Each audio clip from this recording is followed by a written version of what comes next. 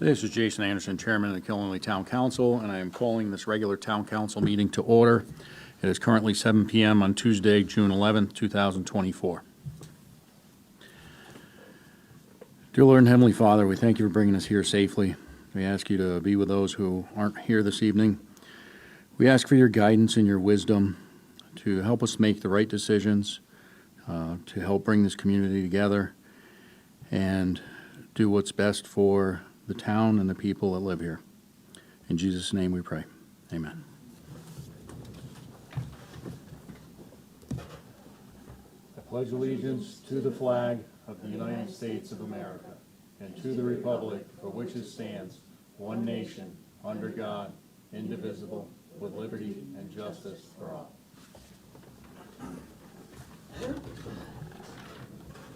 For roll call purposes, all council members are in attendance except for Mr. Kurtula, Mr. Grandelski, and Ms. George, who are all absent with notification. At this time, we'll move on to item 5A, B, C, and D, adoption of minutes of previous meetings. 5A is regular town council meeting, April 9th, 2024. 5B is special town council meeting, April 11th, 2024. 5C, special town council meeting, April 16th, 2024. 5D, special town council meeting, April 25th, 2024. Can I get a motion to adopt these four items? Second. Motion has been made by Ms. Barclay, seconded by Ms. Wakefield. Discussion, corrections?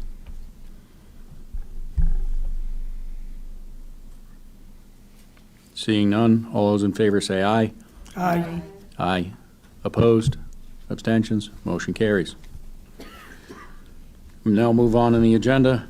Next item up is item 6A, proclamation recognizing June 2024 as National Dairy Month.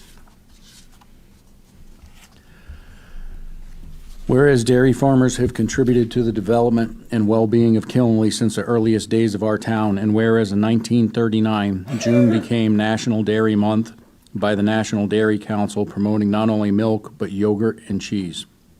Whereas the Dietary Guidelines for Americans, DGA, proposes 3 healthy eating patterns, and dairy foods are part of all 3. Dairy foods are highlighted for providing 3 out of the 4 nutrients that typically are lacking in American diets: calcium, potassium, and vitamin D. And whereas the importance of dairy's unique combination of ingredients contributes to the prevention of heart disease, obesity, high blood pressure, diabetes, and osteoporosis. Dairy is important for building strong bones and teeth, and whereas farming is often a generational tradition, in which 98% of dairy farms are family-owned and operated, many farms struggle in the economic times. There are more than 1,500 fewer dairy farms nationwide this year compared to last year. And now, therefore, be it proclaimed that the Town Council, the Killenly Town Council, does hereby recognize June 2024 as National Dairy Month. We appreciate the dairy farmers and their families and their unwavering dedication to our communities and the farming industry. Killenly Town Council, Jason Anderson, Chairman, dated at Killenly, Connecticut, this 11th day of June 2024. And for 6B, Ms. Wakefield. Proclamation recognizing June 2024 as National Pollinator Month. Whereas pollinator species such as birds, butterflies, bees, and other insects are essential partners in producing much of our food supply and are threatened because of habitat loss, pesticides, and diseases, constituting a threat that affects the viability of native plant communities and our very food systems. And whereas pollinator species provide significant environmental benefits that are necessary for maintaining healthy, biodiverse rural, urban, and suburban ecosystems. And whereas for decades, the town of Killenly has managed public landscapes and many municipal parks and greenways, as well as wildlife habitats. And whereas the town of Killenly endorses and supports the Killenly Community Garden, the Killenly Agricultural Commission, and the Killenly Conservation Commission, now therefore be it proclaimed that the Killenly Town Council does hereby recognize June 2024 as National Pollinator Month to bring awareness of pollinators and encourage people to reach out to their fellow citizens to provide support for this cause. Killenly Town Council, Jason Anderson, Chairman, dated at Killenly, Connecticut, this 11th day of June 2024. Thank you, Ms. Wakefield. Next item up is item 6C, proclamation recognizing June 2024 as Post-Traumatic Stress Disorder, PTSD Awareness Month. Whereas post-traumatic stress disorder, PTSD, can occur after a person experiences trauma, including but not limited to the stress of combat, bombings, child abuse, sexual assault, accidents, and major terrifying events, and affects approximately 8 million adults in the United States. And whereas PTSD is associated with chemical changes in the body's hormonal system and autonomic nervous system and is characterized by symptoms including flashbacks, nightmares, insomnia, hypervigilance, anxiety, and depression. And whereas in the U.S., 6.8 adults will experience PTSD in their lifetimes. Veterans are at higher risk of experiencing PTSD. PTSD affects men, women, and children. And whereas PTSD is treatable, many cases of PTSD remain undiagnosed and untreated due to lack of awareness of the condition and a persistent stigma associated with mental health conditions. And whereas raising awareness of this condition is necessary to remove the stigma and to encourage those to seek proper and timely treatment that may save their lives. All citizens suffering from PTSD deserve our consideration, and those who are affected due to protecting our freedom deserve our respect and special honor. And whereas in 2014, the United States Senate designated the month of June as PTSD Awareness Month. Now therefore be it proclaimed that the Killenly Town Council does hereby recognize June 2024 as Post-Traumatic Stress Disorder Awareness Month to bring awareness to those with PTSD and to encourage people to reach out to their fellow citizens to provide support and remove the stigma associated with this disorder. Killenly Town Council, Jason Anderson, Chairman, dated at Killenly, Connecticut, this 11th day of 2024. At this time, we're going to move on in the agenda. The next item up is item 6D, presentation by Jennifer Hawkins, Finance Director, on transparency software. So as Jen is getting everything pulled out, she's kind of double dutying tonight because she's also been running the booth in the back. Mary's watching it right now for us, but so Jen and her staff have been working very diligently on trying to get this system, this new platform, operational and live. So currently, this is currently live out on the web. We will be putting a link to this on our website, so everyone will be able to easily access this from our website. But as you recall, we went with the company ClearGov, and so she's going to kind of walk you through the the platform, what it looks like, and the information that's on it. This right now is the initial implementation, and so as time progresses, more information will be added. So it's actually pretty easy to use. So the when you come to the Killenly page, this is actually what it looks like in the public-facing view. So it's got a web page design and feel. But if you were to log on, or if you were to access the page, this is what it would look like. This is a Killenly's Transparency Center. And again, like as Mary said, we'll publish the link on our website so you can go right here. But if somebody wasn't sure and they were to get to ClearGov, you can actually search Killenly, Connecticut in this box and we'll come right up. And actually there's other towns and cities all over the country that use this product as well. So pretty much from this overview page, you can get to all these other tabs that are here. So it's really as a preference on how the user likes to get into things. But so I'll just take you through the overview page and then I'll take you through the other tabs quickly. So here, all I have right now that's available is the general fund, but the general fund is the bulk of the data for the town. So here, and this is also 2022. So once there's other years available, which will be coming very soon, you'll then have the ability to toggle between the years, but I'll show you that in a minute. So right now, this is just the overview for the general fund, and this is, revenues and expenses, and like you can click on, view breakdown.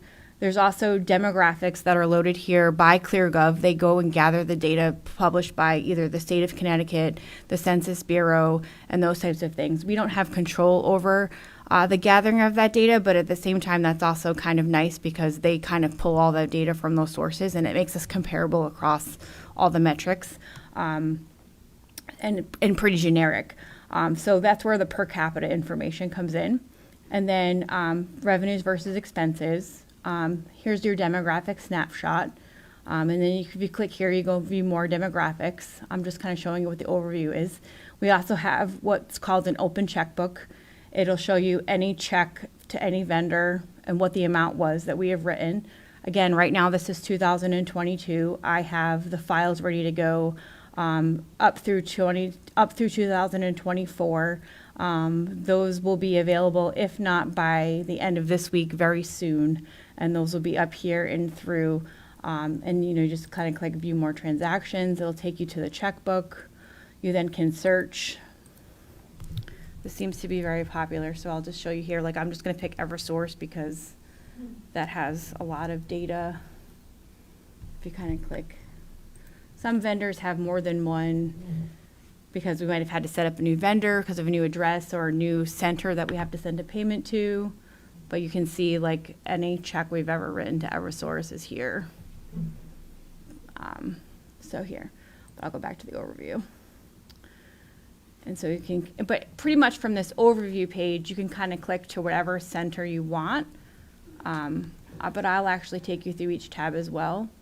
So revenues, again, so this is where you kind of can see the year. So if you're in like a revenue snapshot, you'll eventually, when we have the years published, as the data is uploaded, those will be made public and available to you.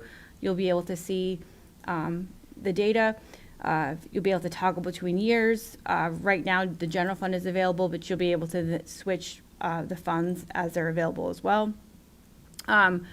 Budgeted versus actual is here. So because this is historical data, you're actually seeing collected to date is actually a whole year. So, but when we're real time, like in the next fiscal year, fiscal 25, our plans right now are to post quarterly. So you'll see once we post the first quarter in 2025 or fiscal 25, which will be September, October, you'll then see, percentage of collection year to date. So similar to the information that finance gives you, we give you on a monthly, you'll then be able to kind of correlate that with more detail on a quarterly basis here. And so you can kind of go through, there's a lot of pictorial information. There's pie charts. If someone prefers not to look at something in a pie chart, there's other charts available. You can also, like this mountain chart will also then show you actual dollar values as well as percentages. You can actually, like for instance on taxes, you can then say, okay, I want a breakdown of what's actually making up taxes. It'll show you all the different pieces in taxes. Same thing with the other revenue streams. Like I'll just pick another one here. Actually, I have to go back here. If you're ever in a data set, it's easier if you actually go back to the original. Otherwise, you kind of get lost. You kind of lose where you're clicking sometimes. But you could, if you're ever unsure, it's best to just go back to the mainstream you were in.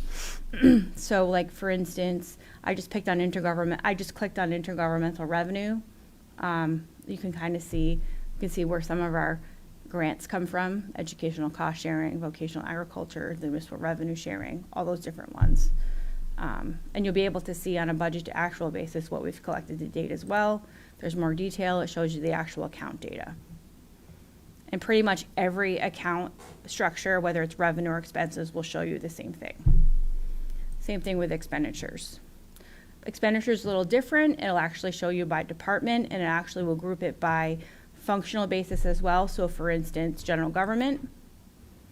Whoops, I did this when I was practicing with some of the departments as well. I like to click on the general government, which just turns it off on and off in the graph, which doesn't actually lead you anywhere. So to me, it's like, that should be intuitive to do that, right? I should give them that as a suggestion. That should be our link. But it doesn't do that. You have to actually go down to general government. So general government, so here, view breakdown. Eventually I won't do that, but so here you have another, this is all the breakdown of what's in general government. So I'll just pick finance just because it's my department, but if you break down, it'll show you what our budget was, it'll show you what we've expended, it'll show you in a pictorial view, our personnel, our contractual, our materials and supplies, and then it'll actually show you, if you want to see the breakdown again, like here, I'll do contractual. It'll continue to break it down till you get down to the lowest level, and it'll show you like the account. So you can drill all the way down, and it'll do that on any expense category, any department. It's just a matter of where you want to go. So like I started in department, now I'm all the way down to the object level, and you can tell by the where it's actually highlighting. So again, if you want to go back to where you were, you just kind of go back to the beginning, and then you can kind of go and surf around whatever you'd like. You can actually also, if there's a specific graph that you like, the user can actually click on it and get a graph. They can download it, they can print it. And then, as I was mentioning before, there's a whole nother page on demographics. It has some more information on demographics. This is actually through the 21 census. I'm sure they'll be updating some of this data soon. But it'll actually tell you where all the sources are coming from, population. And it's pretty comprehensive because it does kind of compare to things that we use for our official statements. We have to pull this similar data every time we do an official statement for any bonding. And it definitely is comparative. So it's definitely, and so when you see those per capita things on every expense category, that's the data it's pulling from. So it's taking our expense category and saying, well, how much is it costing us, if debt service, well, what's the per capita cost? Well, that's where it's taking this data from. And that's that canned loaded information that ClearGov is putting in there. And then again, the checkbook. So it just takes you back here, and you can search.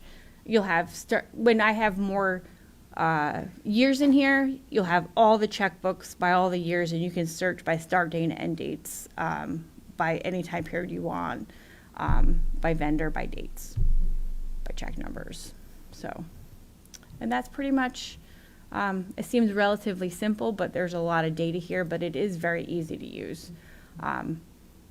Unless you click on things that you feel like you should click on, like I just did, but I've been in here a lot too, so, but it is kind of neat to go in there and kind of try to do different things and look at it different ways. And there's a lot of different things that you can,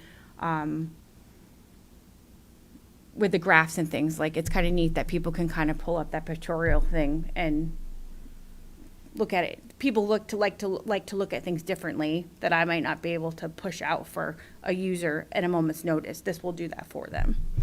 It's kind of along the lines that everybody learns things differently, so it's kind of nice that it's there.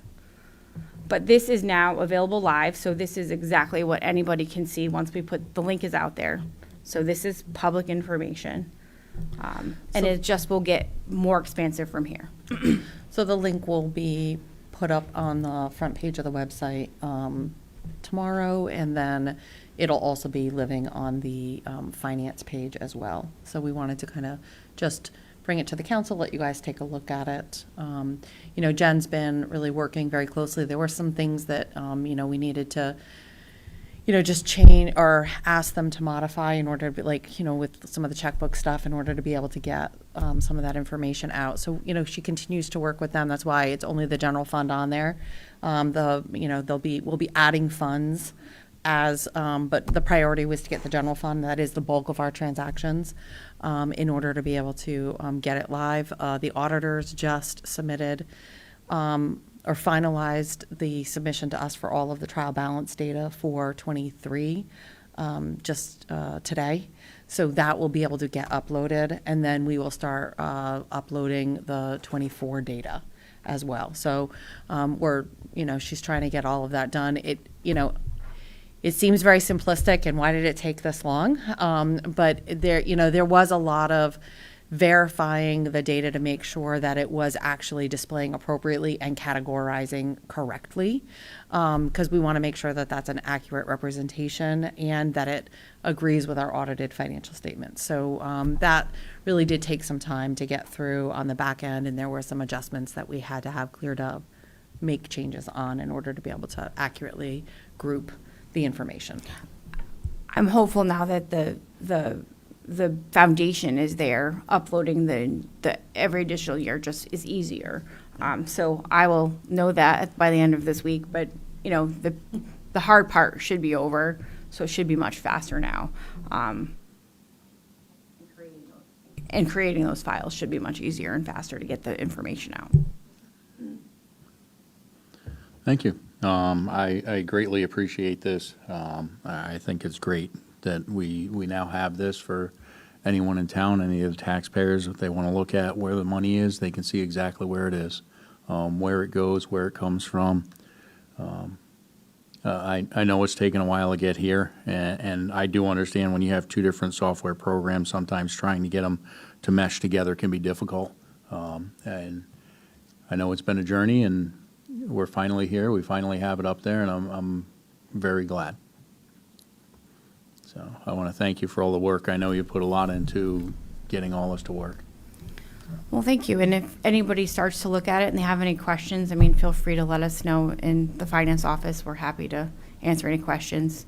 I've worked out all the kinks, but as people start to use it, you know, there might be something somebody comes up with, and maybe we need to look at something. So absolutely, if anyone has any questions, please let us know. So my nights of insomnia, I'll be up looking at this, scrolling through everything. Sure, you can look at pie charts and bar charts. I personally think it's a lot of fun, but, you know. Well, Mary can attest to the things I find on the town website at 2 a.m. and send her an email. Sorry, Mr. Whitehead. I'm right there behind you. I sent you one, at 4 the other morning. Any other comments, questions from council? Anything further? Okay, thank you very much. Sleep is so overrated. All right, moving on the agenda, next item up is 7, unfinished business for town meeting action, and we have none, so we'll move on to item 8, citizen statements and petitions. Ms. Clory, did we have anything submitted? None were submitted. Thank you. If anyone would like to make any comments, please step up to the podium, state your name and address.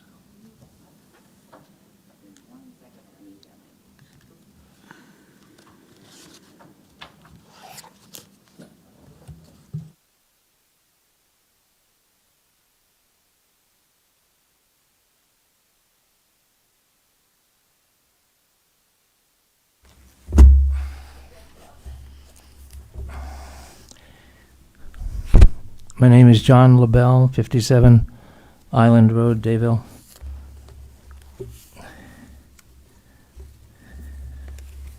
It's quite a packet we have tonight. Frank Ellerman, who is unable to attend tonight, asked me to make a couple comments on the proposed vision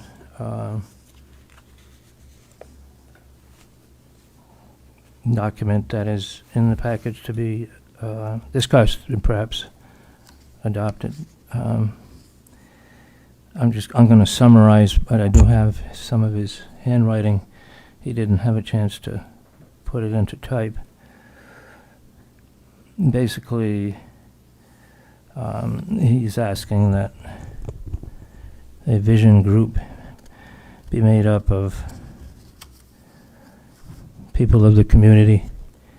As we look at the draft of the resolution, it consists of, correct me if I'm wrong, mostly people who work in the town hall, who report to council through the town manager. So it's already set as a trickle-down influence through the town council and the town manager. I feel if you're going to have a vision commission, that should be made up of people of independent thought and not be influenced by what I would call trickle-down authorization. To me, it's very important that that commission be made up of people of the community who don't already have a hand in writing the plan of development. You already have a plan of development that has objectives in serving the community, which I think is pretty well written, but is written by people here in the town hall. Going to my comments, my vision for Killingly would be transparency. One word. Transparency in government, transparency in activities. Seeing this presentation tonight is encouraging so that people can go online and see what's going on financially in the community. But as I observe, and correct me if I'm incorrect, the transparency at the town hall is if you work from 9 to 5, 5 days a week, you're working at the same time as the town hall is open. Town hall closes at 5 o'clock. Is that correct? And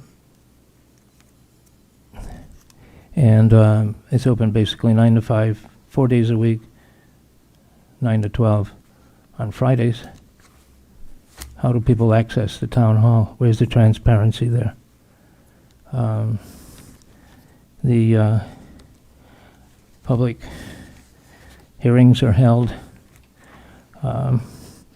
People have short notification of public hearings. This whole package tonight, I believe, is probably posted 24 hours in advance. How's a citizen supposed to understand all this and react to it and come to these meetings? How do we encourage people to come to these meetings and see the transparency of what their tax dollars represent? We have a zoning commission that meets and has currently been having what's called workshop sessions. How many people in the community understand what workshop sessions are? And they are reviewing and proposing changes to the zoning ordinances that many people don't realize are coming down the road, whether they are for them or against them. People need to be heard and understood. I'm not sure that there's adequate response opportunity. A document such as this, the public has 5 minutes to provide comments on many issues that are being discussed by council. I have questions. I don't have necessarily answers, but we have a public library that's open to the public beyond working hours. Why don't we have a town hall that's open to people beyond working hours? Why don't we have, and stop me when I get to my 5 minutes, okay? I don't want to run over. I want to respect the rules that you have here. I was away most of the day, so I didn't get a chance to write anything up. But is this council aware of Public Act 21-29 that is going to make some significant changes to how zoning is administered and implemented in the community? If you're not familiar with it, please read it. It has some, to me, scary language in it that mandates. And in our the website, it says that we are a home rule community. That home rule is being modified by the state legislature. Whether you agree with it or not, and I don't want to state my opinion right now, but people have to be aware that the rights and privileges of our home rule here in the community are being taken away through zoning, the most powerful agency we have in the community. How am I doing on time? You have one more minute. One more minute.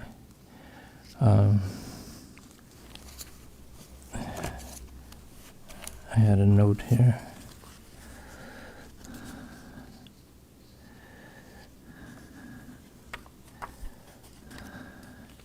TikTok.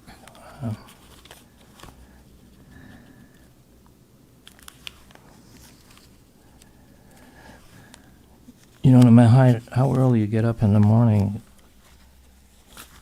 the day goes by just as quickly.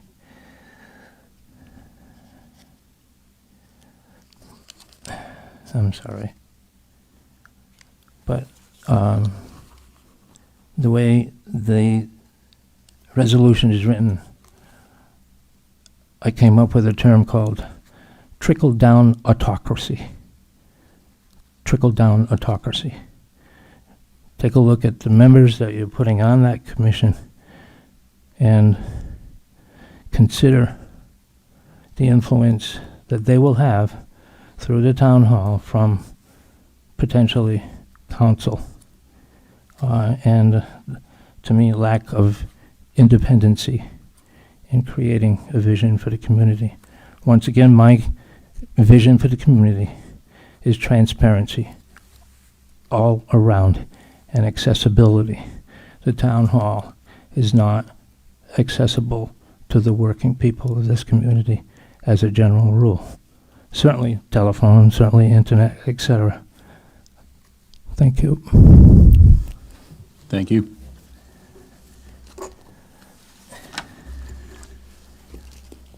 Is there any more public comment? Last call for public comment. Seeing no more public comment, we'll move on in the agenda. Next item up is item 9, council and staff comments. I just do want to comment on a few things in regards to Mr. LaBelle's comments. One of them, as far as the town hall hours, we are open late on Tuesday. I know it's only one day a week. Ms. Gloria, I don't know if you can speak to if there's wording in the union contracts that limit the hours we can have the town hall open or not. We would have to have conversation with the unions. However, you know, we've worked with them in the past. We are, by union contract, currently restricted to Monday through Friday. But, you know, that's what we see on Tuesday evenings for that additional hour. We really don't have much in the way of traffic. But, you know, it does become thinner to provide coverage because of the set work week hours for each person. So you end up not having as much staff in offices like Pat in the evening hours. But I know prior to COVID, we were open till, I believe it was 7 on Tuesdays. no, we've only been always open until 6. We've never been open until 7. I thought, because I know Nope. I know after COVID, when we came back after COVID, it was even earlier than that, earlier than the 6. We are here until 6. The doors do close at 5:30, and we've remained that because we have a number of offices that are closing out their cash drawers. You can't expect to end the workday and close at 6 o'clock and have everybody walk away from their cash drawers without balancing them. You can't balance your cash drawers when you still have transactions and people walking in from the public. So in an effort for security, we do need to, you know, have them appropriately close out their cash drawers in pretty much, you know, almost every office. That being said, they are here for calls, they respond to emails, and that is sometimes the time period in which some of our offices, especially like our revenue office and some of our other offices, that's when they largely are able to respond, you know, return phone calls or emails because they're tied up with transactional work throughout the majority of the rest of the day. Thank you. As far as when was this packet posted, Correct me if I'm wrong, Ms. Gloria, but it was posted on Friday? Correct. The 7th, Friday. which actually on the front page of the agenda it has the day it was Yes. it was posted. Yep. Stamped on it. And I do understand that sometimes the 5-minute time limit, it can be difficult to talk about everything you want to bring up, especially considering we only have one regular town council meeting a month. One thing I always encourage people to do is if you put it in an email and send it either to public comment at the town hall for the meeting, it's part of the record. There's no limit on how long or short the email is. You could send us a 10-page email, and it becomes part of the record. I always encourage anyone who's emailing to try and email a little before, not just, because you can email up until 2 2 o'clock, o'clock. the day of the meeting, and it will be part of the record. I always encourage people, if they're emailing, to email. If you email sooner, it gives us council members a chance to read the email, digest it, and comment on it during the meeting, rather than if we get it later in the day, or, because usually after 2 o'clock, most of us are working, we're not going to get it until just before the meeting. So at that point, we really don't have enough time to read through all the emails before the meeting to be able to comment on them during the part of the agenda we're in right now for council and staff comments. But I always encourage, I mean, if you can email it sooner, that's always great. And like I said, there's no limit on how big the email could be.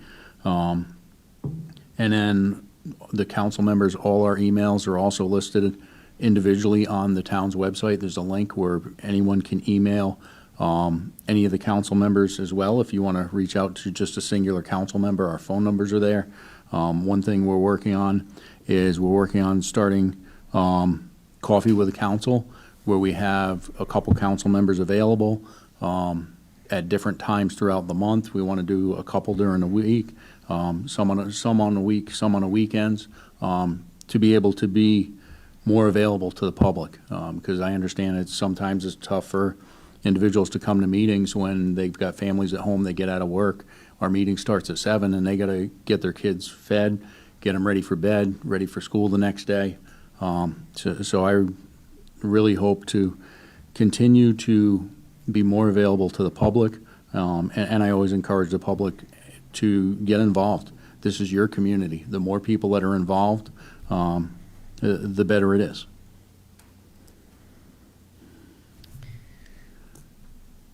Any other comments from She can go ahead. Ms. Barclay? So I have several comments from the community. Somebody was asking if there's supposed to be money to hire somebody to care for cemeteries. Is that so? The town has a cemetery trust fund, and, we have periodically had various caretakers for different cemeteries, not all cemeteries. We've been, there are currently right now 2 active, two cemeteries that are currently have individual caretakers, but largely most of it has been done by, or managed throughout the year by the highway department. We're looking to maybe potentially partner with an organization that would be able to assist in managing some of that. Okay. There was also a question about having the data about the constables on the number of calls they make, public to visible to the public on the website. I know we receive like quarterly updates. Is there anywhere on the website where the public can view that also? So I include those in my manager's report. I can see about adding some sort of a link to, or a publish that separately outside of the manager's report, but we've always just published it within the manager's report. Okay, they asked for it. Another one was the signage for public hearings. This was again at Colonial Drive. I saw how small the signage was. I had asked about bigger signage, and you said something about having printed up. So Andy had signs printed up, and we just had like stickers that we put for the date. Why can't the town do something like that? Because that signage it was really pretty appalling that this little sign is put at the end of the cul-de-sac that nobody drives down, so nobody knows about this. That's That's another. the planning and zoning public hearing. Yes. Yeah. So that's about transparency. So when Andy made up the signs, he has like the date, and you can just take them off and put new ones on, so you still have the signs, and they can be reused. Budget, now you're talking about budget signs. Yeah, the budget signs that Andy did, but we could do the same for planning and zoning for public hearings, something that people can see. You saw how small that sign was. I know there are regulations on the minimum size of the sign, Minimum size. minimum size. And And it's, Yeah. I think the same comments were for Pineville Ware Road when they had that public hearing that, they didn't know about, they couldn't see the signs. Ms. Collier, I do have one question. Does the town have the ability to put like a yard sign below the posting from the owner of the property? Like the owner of the property or the developer, they're putting up their public hearing sign.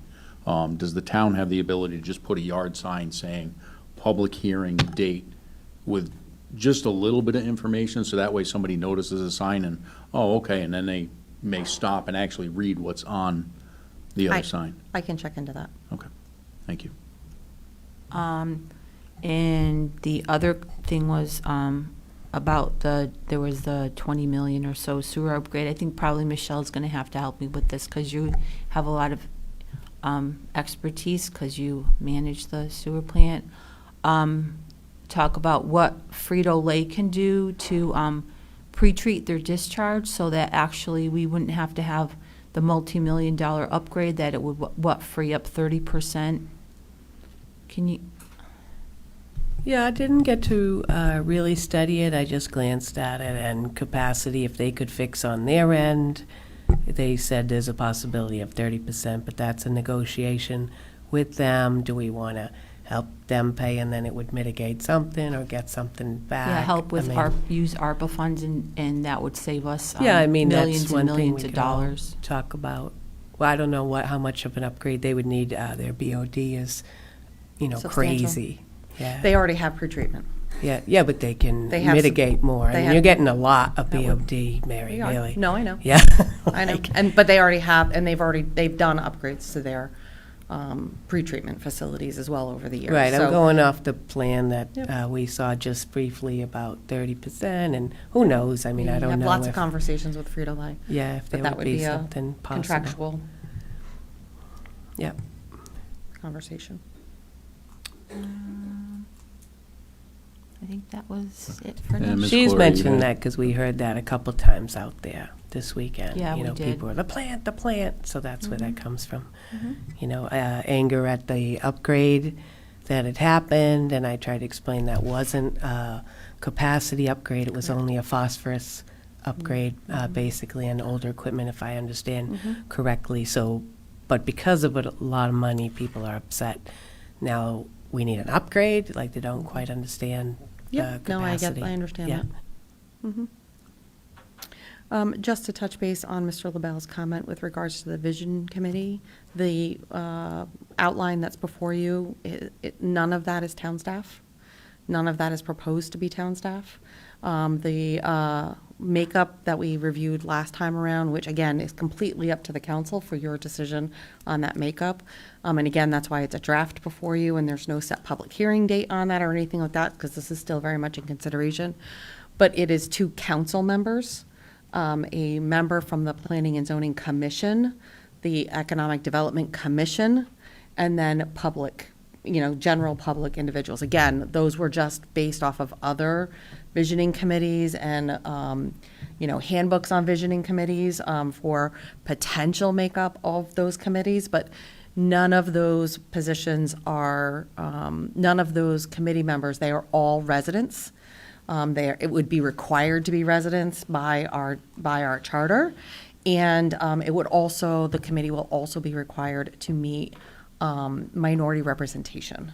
So I just want to clarify that what you've reviewed last month, what's in your packet this month, none of that has changed. It is still all community member makeup, and it is representative, the ones that are called out for specific representation are town council and then the two specific commissions, not staff in any way. Thank you. Any other comments? Seeing none, we'll move on in the agenda. Next item up is item 10A, appointments to boards and commissions. Melissa Phillips is interested in being reappointed as a regular member of the Board of Rec. Her term would run from January 1st, 2023 to December 31st, 2024. Ms. Phillips attended 1 out of 2 meetings in 2024 and 4 out of 5 meetings in 2023. The Board of Rec currently has no vacancies. Can I get a motion to reappoint Ms. Phillips? So moved. Motion was made by Ms. Wakefield, second by Ms. Barclay. Discussion? It's just outstanding that she's been serving for 20 years and continues to want to serve the community. Thank you. I completely agree. Any other comments?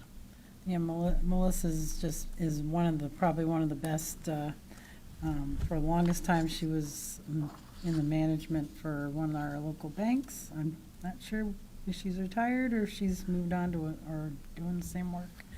But that bank was very involved in the community, and I know Melissa has consistently served and volunteered through a variety of Parks and Rec programs, and we're just very lucky to have the Rec Commission and the Rec Department staff that we have, because that's why we have the parks and the walking trails and the activities that we have in this town that so many people in the area, not just Killingly, come in and utilize. Thank you. Any other comments? Seeing none, all those in favor say aye. Aye. Aye. Opposed? Abstentions? Motion carries.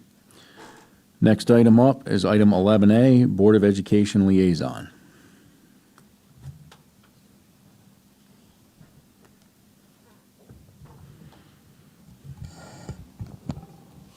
Good evening.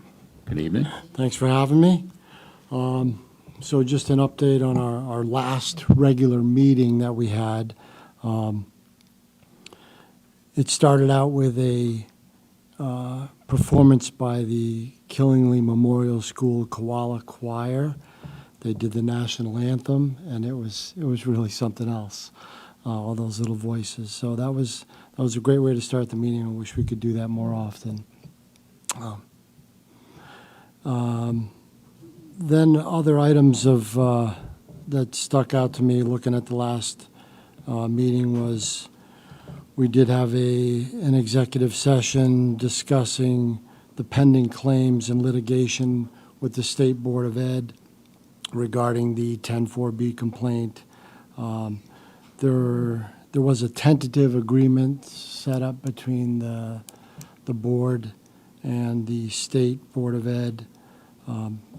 I can't give you any details on that because it was still tentative. It hasn't been signed by all the parties at this point, or at that point. Could I ask about that, Kyle? Because I Yeah. had to go after all those executive sessions. Yeah. So you came out and you had a vote on it, right? But we didn't know what the vote was about, like a public vote, and then, Well- am I incorrect?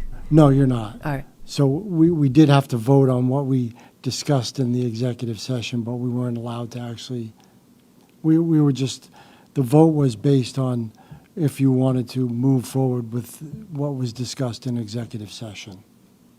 Is that normal? That sound normal to you? Sorry, Kyle. I'm No, not sure. I don't know either, and we were told that we couldn't actually bring it out because it was a tentative agreement. It wasn't signed by all parties. It wasn't signed by anyone at that point. I don't know now. I know it's on tomorrow night's agenda. So, yeah, and it was a split vote to to go with the agreement as well, as I'm sure you're aware. So that, we also discussed and authorized the superintendent to send the town council a letter requesting the reimbursement to the non-lapsing, I think it was the additional monies that brought it up to 411,000, or I forget the actual number, but I'm sure you guys know.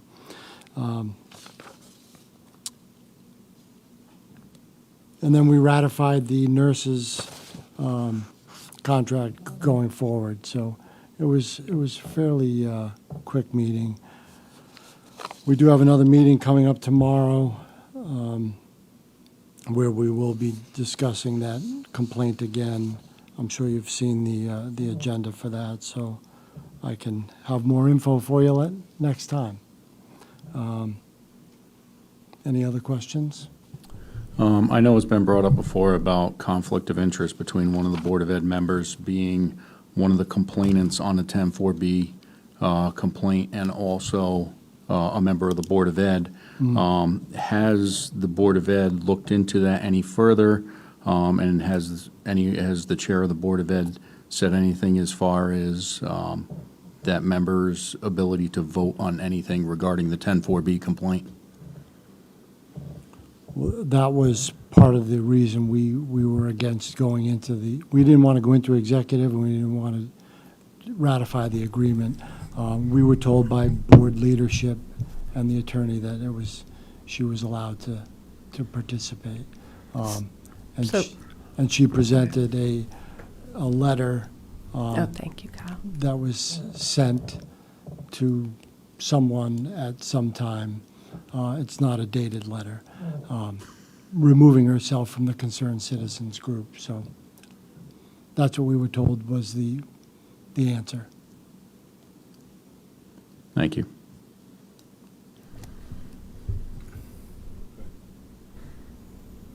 Are you commenting on that, then? All right, so I wasn't able to make the bullying committee meeting. Do you know how that went, Kyle?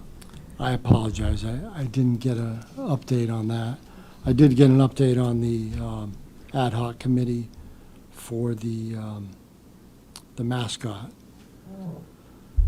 And they are recommending it tomorrow night to the board to go, to move forward with retiring the Redmond name, I believe is what they're recommending, based on the minutes that I saw from the meeting they had last Monday.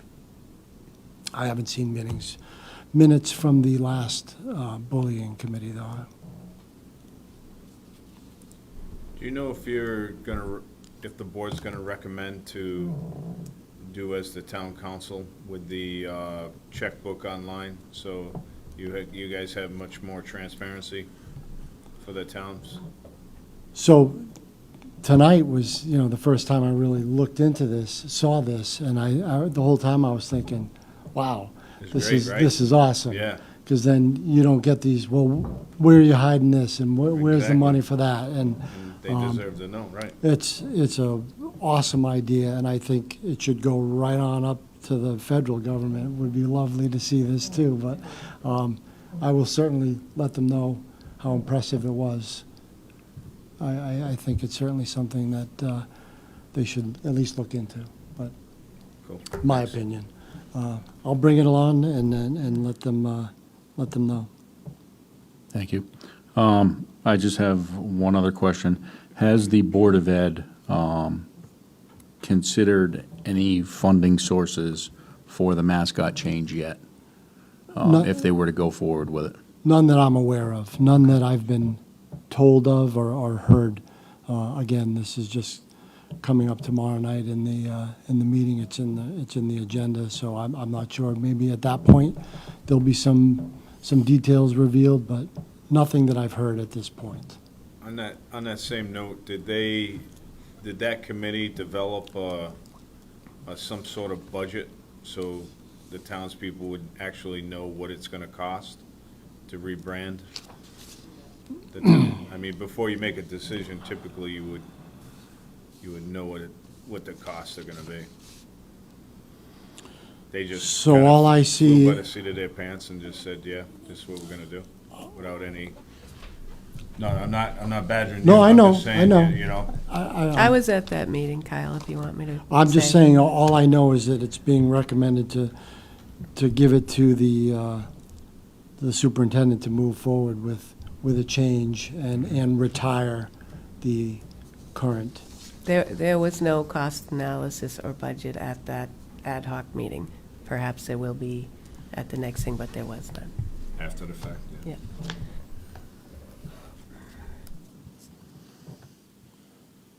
Anything further?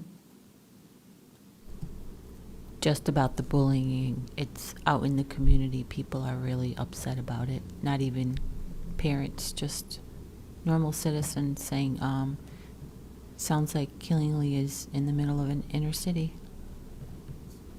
No, I agree with that, and, you know, the bullying, the fighting, yeah, it's certainly an issue that really should be a priority, so I'm hoping that we will move forward with that. Got one more thing, Kyle. Yes, sir. Are we, or the Board of Education, are they gonna consider, because I've heard some issues with the boys and girls bathrooms, boys going into girls' bathrooms and whatnot, are they considering putting an alternative bathroom in?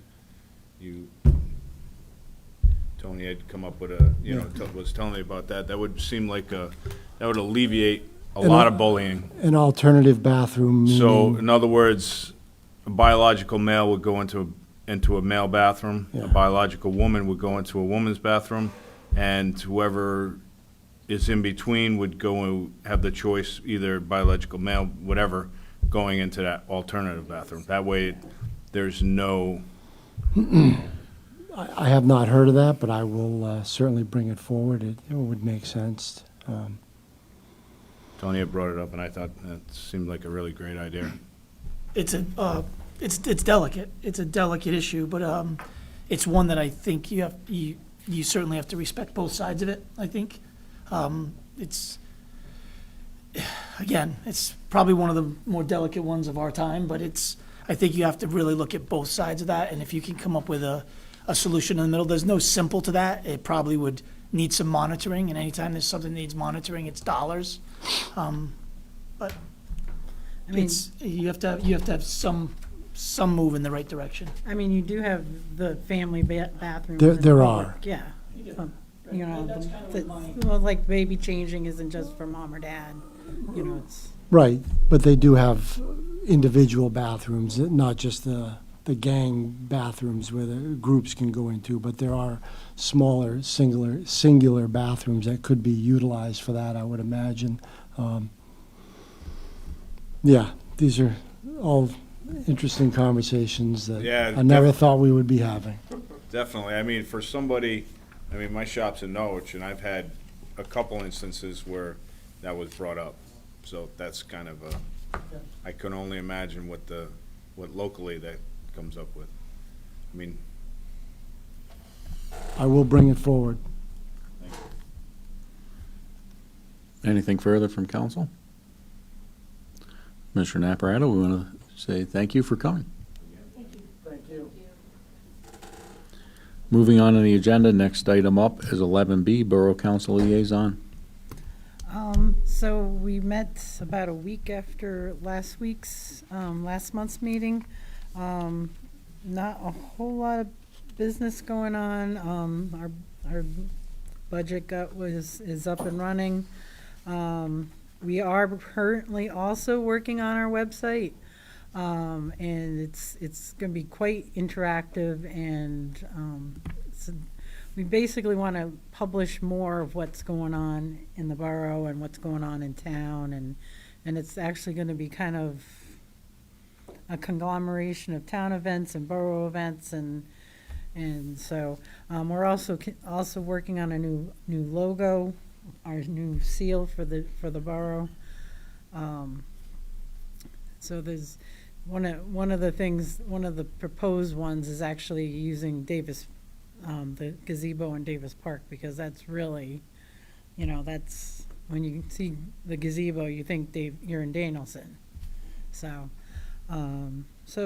we're working on, that's probably the bulk of our work. We actually meet tomorrow for our final meeting before September. We take the summer off, kind of like the Board of Ed. They actually have air conditioning up there now, but the second floor in the fire station can get a little warm in the summertime before the air conditioning was put in. So I think that's why they started taking July, August off.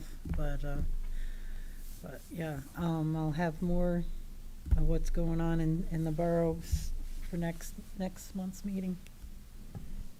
Thank you. Any questions from council? Ms. Barclay? Just what positions are open on the Borough Council? I believe there is one actual council position is open. One of our counselors resigned at that we got the notice last month. I'm not sure how they go about. I think we've never really had people beating down the doors to get on to Borough Council. Usually it's somebody that's interested in the borough that wants to get involved. We got lucky the last time. We actually had multiple candidates, so I'm assuming that there's probably somebody. They have to live in the borough. Yes, correct? they do have to live in the borough, though, in the 1 square mile area. But, yeah, I actually was doing yard work today, and I was thinking, my real estate agent, when I looked for my house, and she must have thought I was nuts. It was probably the craziest parameters she ever had gotten, so that she had to be somewhere in District 1. So, as I was doing yard work and thinking, yep, I did this to myself. But yeah, there is one that currently opened, and so I mean, anybody in the borough that lives in the borough that's interested in being, they can put forward a letter, and the borough council will consider it. But after tomorrow night's meeting, where we actually have the summer off, we as well, like any other council, could actually call a special meeting, but that usually doesn't happen. But if we needed to, we could. So, but right now we've got enough for a quorum on the council. So, but yeah, there is one seat that was just vacated. So, and any borough resident interested can submit a letter of interest, and we'll act on it. Thank you. Any other comments from council? Seeing none, we'll move on. Next item up is 12A, discussion and acceptance of monthly budget reports, summary on general fund appropriations for town government. Can I get a motion to accept this? Motion was made by Mr. Whitehead, second by Ms. Barclay. Questions, comments? Just a comment that we have, we'll have about $500,000 left over from law enforcement, because this is at, through May 31st. Actually, we don't receive the state bill for the resident state trooper for the year until June. So a large chunk of that isn't paid out until the end of June, beginning of July, after that invoice is received. I don't know why the state bills everything in arrears, but that's what they do for the entire year. What would that be? I believe that it's somewhere around the 150 to 200,000 range. Any other comments, questions? Seeing none, all those in favor say aye. Aye. Aye. Opposed? Abstentions? Motion carries. We'll now move on. Next item up is 12B, system object based on adjusted budget for the Board of Education.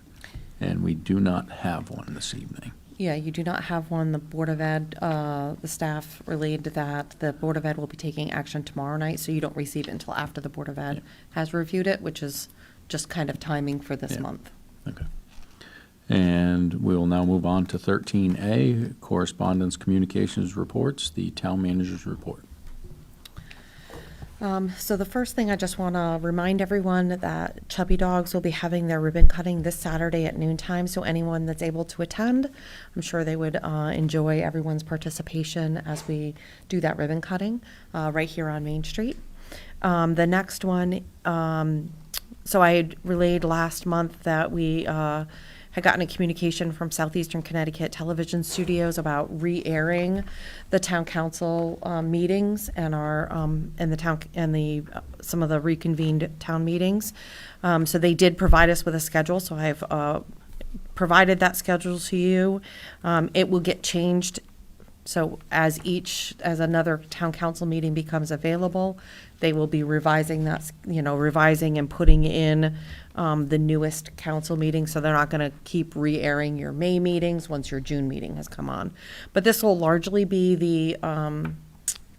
the schedule for when our meetings will be found on these various channels. This is also going to be up on our town's website as well, so people will get that information. We're also putting it out on our Facebook page as well, so people that have those providers will be able to know what channels they might be able to also see our meetings on. And again, they're pulling this from our YouTube channel, so the quality is substantially better than the Channel 22 that we push out from here. That seems to be the bane of my existence, because I don't know. I don't think we'll ever get it to be good quality. I don't know why. But again, and if there's any changes to this, I will update that schedule as available. Homeowners Freeze Program. Last month we did a reminder to everyone towards the end of that time period for when they application period was open until May 15th. This past year, this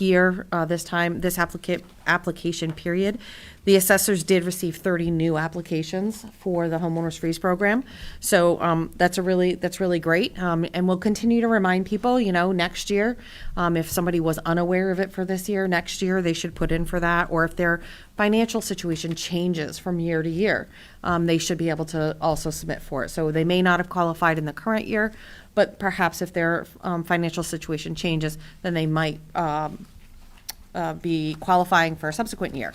So they should always be checking on that. A couple of capital project updates. A Chase Reservoir Management, I had relayed to you that we met with a forester, with Ms. Nichols and also Mr. Thurber. Ms. Nichols does a lot of forest management plans. Mr. Thurber is a harvester, but also does really great quality forest management. They reviewed with us all of the, their approach towards the Chase Reservoir property. And as we relayed, the priority one areas, that dead and dying oak harvest, the dead and dying oak, and really just trying to drop those trees to the ground. So Mr. Thurber is going to be starting in July he's going to focus on the trail first and drop all of those hazard trees down, and then move into what I call the heavily damaged area that isn't near the trails, but we really need to get those trees down to the ground. He'll be working to start getting those done. Ms. Nichols will be focusing on phase 2 area, so that way she will be inventorying that whole area to identify the marketable timber that we have there, provide us with some quantities and some estimations that we may look to engage in a harvesting contract on that. So we really wanted to be able to set this up so we would be able to get to active harvesting in the fall, which, as we understand from the report that was given to us, We only have a limited time span in order to be able to harvest that ash, in order for it to still be marketable. And really, the fall is really when we're going to be able to meet that timeline. So that's what we're going to be looking at trying to do. So far, the inventorying is going to cost us about $1,500, and the phase one, dropping all of that timber, that's not estimated to not cost more than $5,000. So we're using forest management reserve funds in order to be able to get that project moving forward, especially given the critical nature. I am, when I was on Winnie earlier this week, I did, remind people that as this project starts going underway, and even now, they really should steer clear from those trails at this point in time. They're not officially closed, but especially once he's out there with equipment, people really should try and steer clear, so that way he's not having to deal with public in and around that area. Reynolds Street, anybody who's driven by Reynolds Street, it is torn up.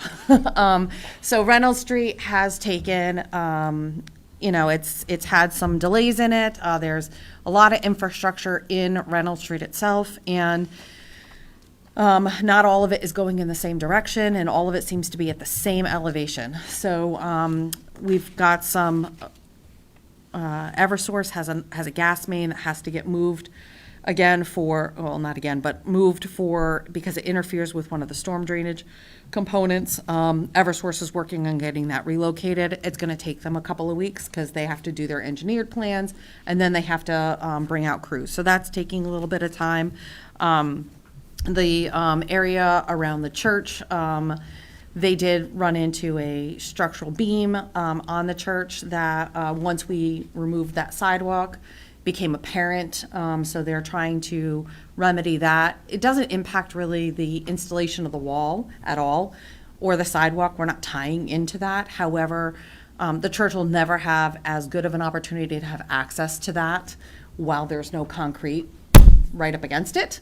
So as we're completing our other tasks, we're giving them the opportunity to get that managed and taken care of, and they've been working diligently through that. So our contractor will be moving on to doing some additional sidewalk work, and then we should be able to circle back to that. You'll probably note that for about a week or so, towards the end of this month, there won't be a lot of activity. Our contractor has a scheduled vacation. They will be taking their vacation and then kind of coming back. But we are working very closely with KBA for their second Saturday that's going to be occurring at Davis Park in July. And they really should have no problem with their event. So we're working very closely with that. Owen Bell Pond, yep, sorry. Which way is the one-way traffic going to go? That was a question. Oh, the somebody one-way had. traffic will go from Main Street to Broad Street. All right, thank you. Yep. So as with everyone, when you're instituting one-ways, usually do the opposite direction as the previous one. And Academy Street is from Academy Street to Main Street. So the next one would go from Main Street to the side road. So we're trying to keep that methodology. The next one, Owen Bell, the pond dredging project. So we did put that out to bid. The lowest responsive bidder was just over $500,000. We went back which that was substantially more than we have budgeted for the project. We went back and really reviewed whether or not we could rent the equipment ourselves. We have really talented equipment operators within the highway department, and we looked at whether or not we had enough staff to be able to manage a project like that. So we're taking that one back in-house. That's going to save the town about $230,000 by taking that back in-house. So, and that's, we're fortunate that we have the quality of machine operators that we do, and equipment operators. So we'll be looking, I know I said in here that we were going to be looking to start that I think around July 15th. We're actually going to be starting right the Monday or the week after the Run for Ryan, which is actually the third Saturday in July this year. So I think they're on July 20th or something close to that. We'll be looking to probably start the following week. We're estimating that the actual dredging of the pond is going to take 6 to 8 weeks. The material is going to go out onto the soccer field to de-water. That will take an extended period of time. It depends on weather. as to how long it takes for that material to start drying out, so then we can actually move the material. The material will ultimately be moved to the Davis property, which would eventually be utilized in the installation of fields, so we're not having to purchase additional material. We will likely still have to purchase additional material for final sod field, but this would allow for some of that base coverage. For the highway crew that will be working on that, we will have them scheduled to work Monday through Thursday. We'll have them slated to do Friday work in other parts of the town. It's just we're dedicating a good amount of resources to this project. We want to still be able to, kind of meet some of those other maintenance demands throughout the summer. So also Friday tends to be an uptick of utilization of the park, and just not having that active construction working through the park on a Friday, we felt would be better for the community overall. I did provide for you the various meetings that I've attended. I did participate in the interview panel for the NDDH executive director. That I think was a very successful process, and I look forward to, they have a board meeting on Thursday, so hopefully we'll be moving forward in that for that position as well, which would be good. As far as attachments, I did include NECOG's approved work plan and budget. They approved that at the last NECOG meeting. And then I also included the document prepared by Office of Legislative Research, which lists all the major public acts from this last legislative session. I can definitely email you that actual document, because they all have links in them as well, or send you the link for that actual document, because it links to all those various acts. And there was a lot of them. Cost and CCM, both organizations have requested a special session of our legislators regarding specifically the implementation of the motor vehicle, the changes in valuation of motor vehicle. The legislation that was put forward for action to help kind of clean up the previous legislation that was not completely functional. They couldn't work through that. The language that had been presented, a good portion of it was what was needed in order for the software companies to be able to write the programs and, basically roll out all of those updates to all the towns in that implementation. And unfortunately, that didn't get enacted. And so the software companies have been working on building programs based on that legislation passing.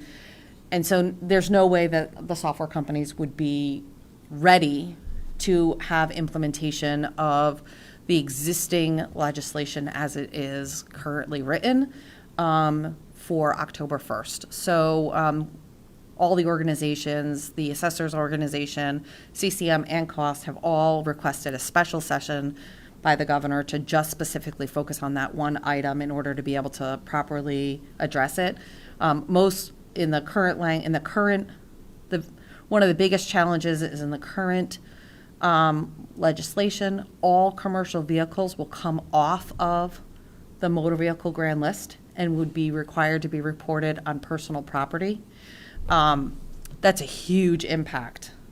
And it also impacts not just on the municipality side, but it's going to be a significant property tax change to commercial vehicle owners as well.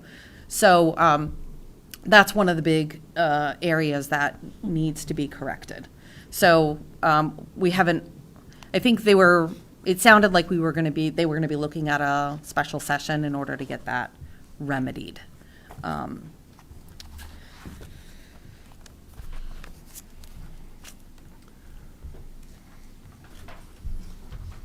Any comments?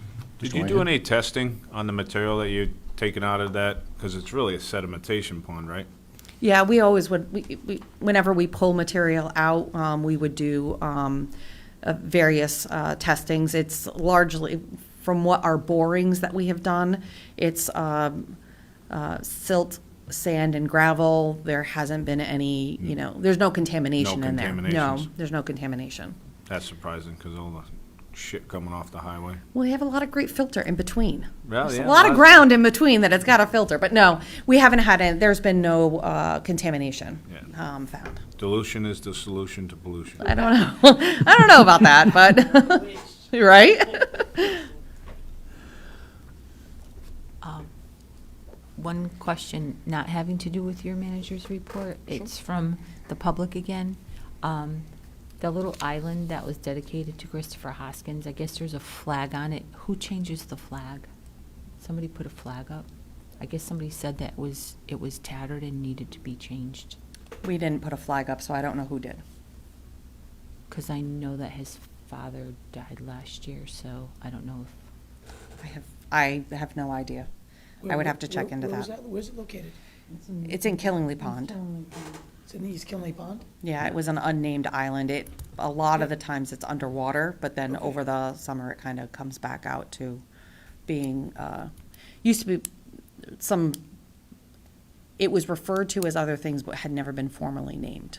Okay. And it was formally named a year and a half ago, 2 years ago now, Roughly 2 Maybe. years ago, maybe 3. maybe. As time gets by, but yeah. I would have to check into that. I don't know. I know the town didn't place a flag out there, so I'm not sure who did do that. somebody put a flag up. Yeah, I don't. They said it's all tattered and needs to be replaced. Okay. Well, there was also comments about the flags being twisted in the wires on 12 too, but, I mean, it's hard to keep up Wind. with those. Yeah. Wind, yeah. I've got a couple questions. As far as the dead trees that are being cut, is there any, I know when you got standing dead, there's always a risk of fire. Is there any change in the fire risk once the trees are dropped? And also, have they looked into dropping them at a different time, whether it would be advantageous to drop it on a new moon when there's no more moisture in the tree when they're dropping it? Or excuse me, on a full moon.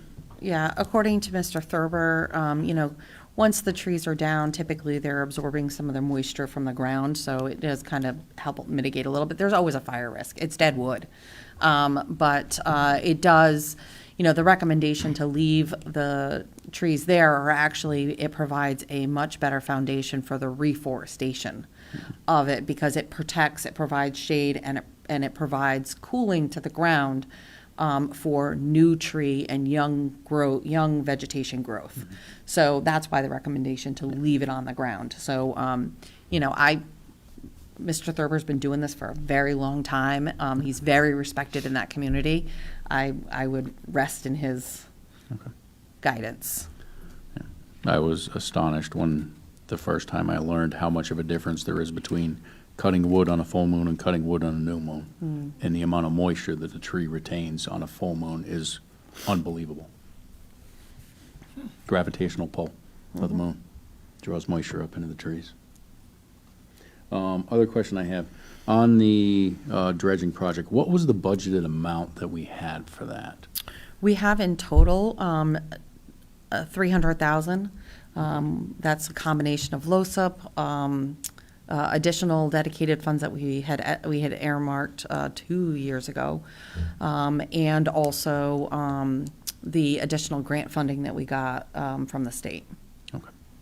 All right. And that's all I had. Anything else from other council members? Okay. Seeing none, we'll move on the agenda. Next item up is 14A, unfinished business for town council action, council discussion and guidance, and the establishment of a vision committee. I will say I do completely agree with having this be something separate from town staff. If there were town staff that lived in town, then they're members of the community. So I would have not have an issue with them being on the commission because they're community members. One thing I thought about is increasing the number. Let me just grab what we have.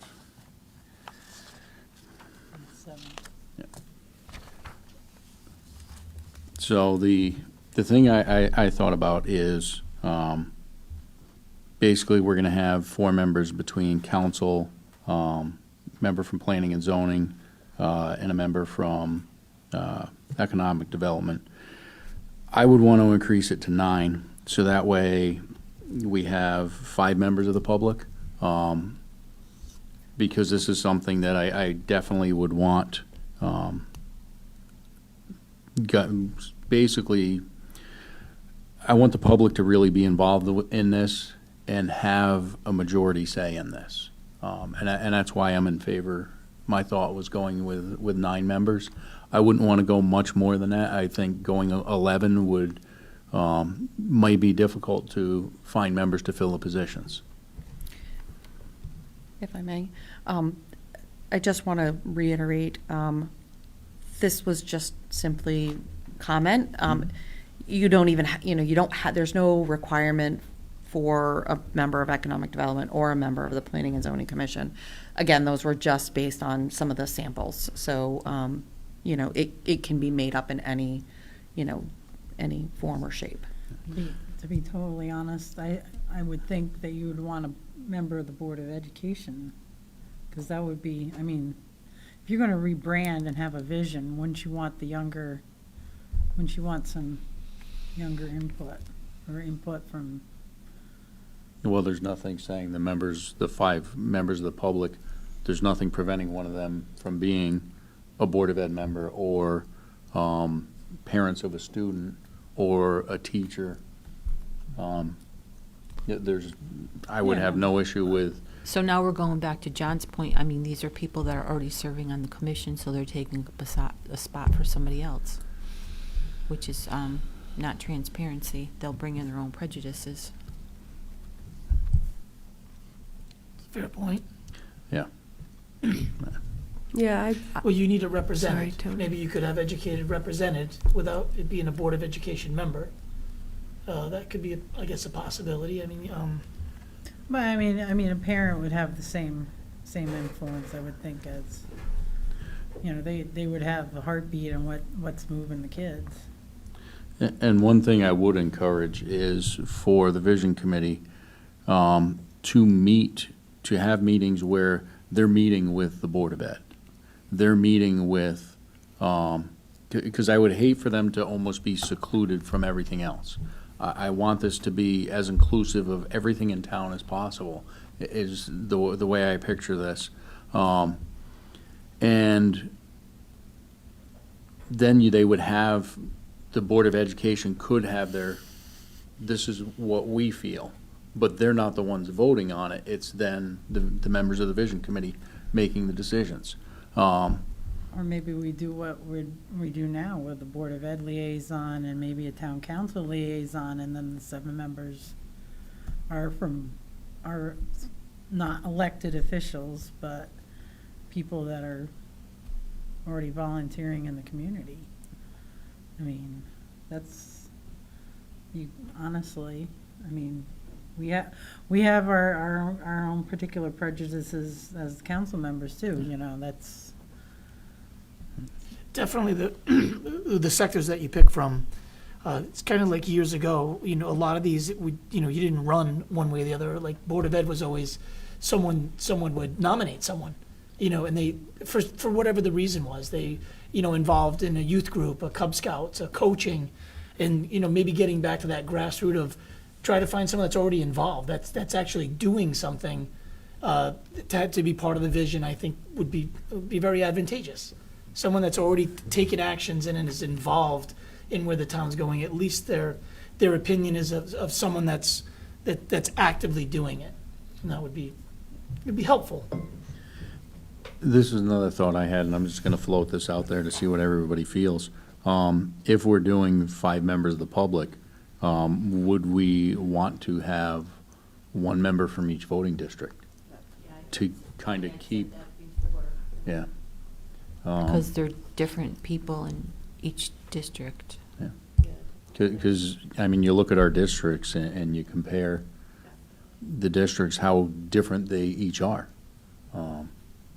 So I think having 1 person, and yes, it may make it more difficult to fill a commission, but I think you'd get,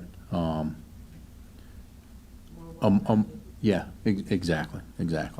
Can you make that an elected position? Well- Because who's gonna choose the vision committee, The council. which could be swayed either way as well.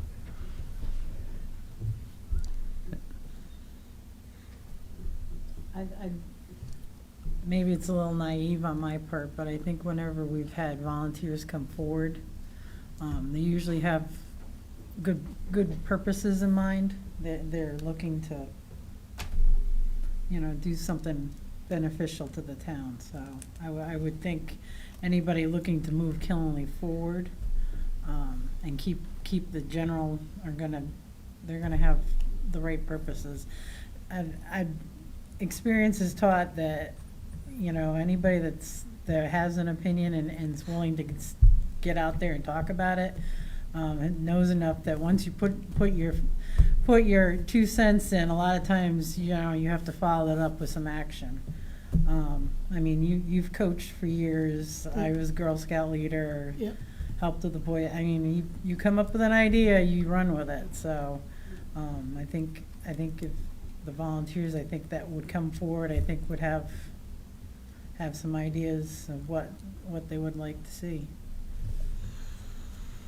But also it would be their impression of the vision as well. So if you have a majority on that vision committee, then maybe that's not the majority of the town.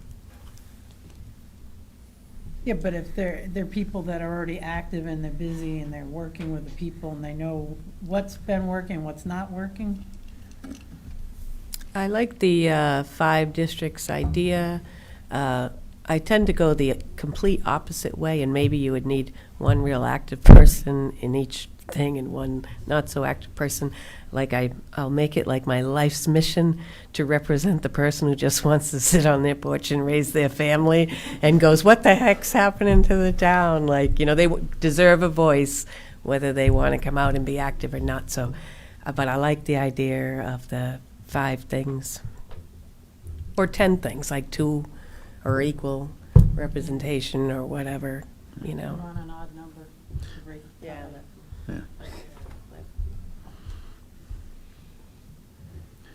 And another possibility would be that if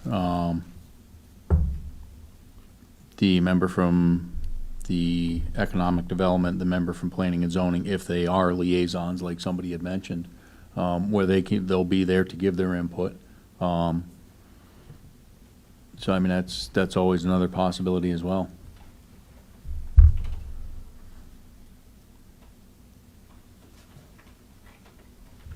don't Yeah, know I how- think too, like, one of the things I really want to see if we do a vision thing, like, because everybody does have a vision, even if it's us that trains them because we've campaigned or whatever it is, to go out into the community and get a feel. So it's not that person that is saying, this is, Yeah. they have to be, and I'm not sure how to do that or whatever, but that's the thing. It's not, oh, we love District 2 guy because he, runs a little league or whatever. It's District 2, 1 or 2 people who go, yeah, I'm in touch with all the lake people. I know what they want. I'm in touch with all the Maple and, Zadora Heights people. And so you have a real feel for it. Because I did also have comments from the community about it's going to be stacked and it won't be what the town actually wants. That's why I think making sure we have one person from each district is huge. I know we gotta have minority representation on it as well. And you may see that just because of the demographics of the different districts as well. That may play out right there on its own. But yeah, I agree with you on the 7. I mean, if you take 4 and you only have 7, that's not a good number. Because if we had 4 and we had 5, is this something where, we're going to be appointing, but are we taking volunteers of these other 5, or are we going to have people just like they come forward? Are people just going to kind of come up and say, I'd like to be part of this? That's what we're gonna That's what promote. that's what is- we're gonna yeah, promote. Yeah, Okay, Yep. I like that. you don't even have to have council members on this. Yeah. You know, I mean, you could eliminate all of that and just strictly say you want 7 community members, 5 from, you know, one from each of the districts and 2 from wherever, and then you have, you know, liaisons, or you instruct the vision committee to meet with the council, the various commissions, you know what I mean? Like, there's a number of ways of doing that. Again, there's nothing hard and fast on that. So, you know, you don't have, this committee is a committee that would recommend to the town council. So they don't make the ultimate decision. They would bring it to the town council, and it would be the town council's responsibility to then enact whatever recommendations, or say, we don't agree with you at all. And one thing I would like too is whatever recommendations come from this, I would definitely like to see them presented when we're developing the next POCD as well. Because there are pieces, I'm sure there's gonna be some things that are gonna be similar to what's in the POCD, but having the vision from the community, I think that will help, in a sense, guide the direction the next POCD goes in. Yeah, I would agree with that, and I would say that for purpose, I mean, we haven't named even a purpose of it yet, that these people would become experts at getting a feel for what the majority of people really want, and still being inclusive of the minority and everything. You know, but that, to me, if we had to set a purpose, that would be it. Like, okay, you're going to come and tell people this is what people want. And know, and not just be saying. And one thing I would actually be in favor of too, similar to like planning and zoning has their workshops, if we were to have a workshop where we're looking at how we're going to develop this and have the public there, where it's not you have your 5 minutes at the podium, but they can come up and speak, and there can be a dialogue back and forth. Because we could have members of the public that have great ideas on how this should go, and we may not hear them in a normal setting like this. So if we were to set up something, and I know we do have a lot of meetings as it is, but if we were to set something up, I'd even be in favor of doing something possibly like at the library on a Saturday, where it's more welcoming to the public, because Ed has said it many times, and I hear it a lot too. A lot of people don't want to come up to that podium and speak. Oh, sure. And I can totally relate. I remember before I was on the council, I dreaded coming up to that podium to speak. I agree. So, And, you know, one thing to consider is that your members that are going to be serving on this probably have never served on a visioning committee, right? Yeah, And so, it's- I've provided you guys 2 different, kind of handbooks or outlines for a visioning committee. Your committee members may request, a consultation with a consultant that has helped, move communities through a visioning, as far as getting additional ideas on how do you do outreach? How might you be able to make things more welcoming? What platforms may have worked in other places? And that may go a long way. I mean, they don't necessarily need to have somebody handhold them all the way through, but it may be helpful for them to have that interaction and just, that it can seem very daunting when you're thinking about it. You're sitting there in a committee going, we are essentially helping to create and communicate what a potential future vision is for their community. That could be a very big idea or a big concept, and so that they're just volunteers. They're just they're your neighbors, right? They're just people in the community that just want to see positive things moving forward for their community. So that may be something that your committee may want to come back to you and say, hey, can you consider this? And that would be a funding opportunity. But, again, just, I would share with them all the different handbooks and all those different, resources, but that might be that could be a possibility of, you know, just as that, you know, assistance in kind of catalyst of moving forward, like how do we get off square one? Yeah. You know? I would absolutely 100% be in favor of that. Having gone through helping build up a community action group and having no clue what I was doing. I remember recruiting, it was, the organization was Toxics Action Center. And they didn't come and fight the fight for you. What they did is they came in and gave you, this is things you can do, this is ways you can do this is ways you can do that, this is how to outreach, this is how to reach people. And the information that we got from them was just unbelievable, and very useful. So, I mean, when that experience is out there, to have someone bring that to the vision committee, I think would be huge. And I think it would be less daunting for the vision committee members, because then they have a guideline, a template to, okay, well, this is ways we can do this, rather than having to reinvent the wheel themselves.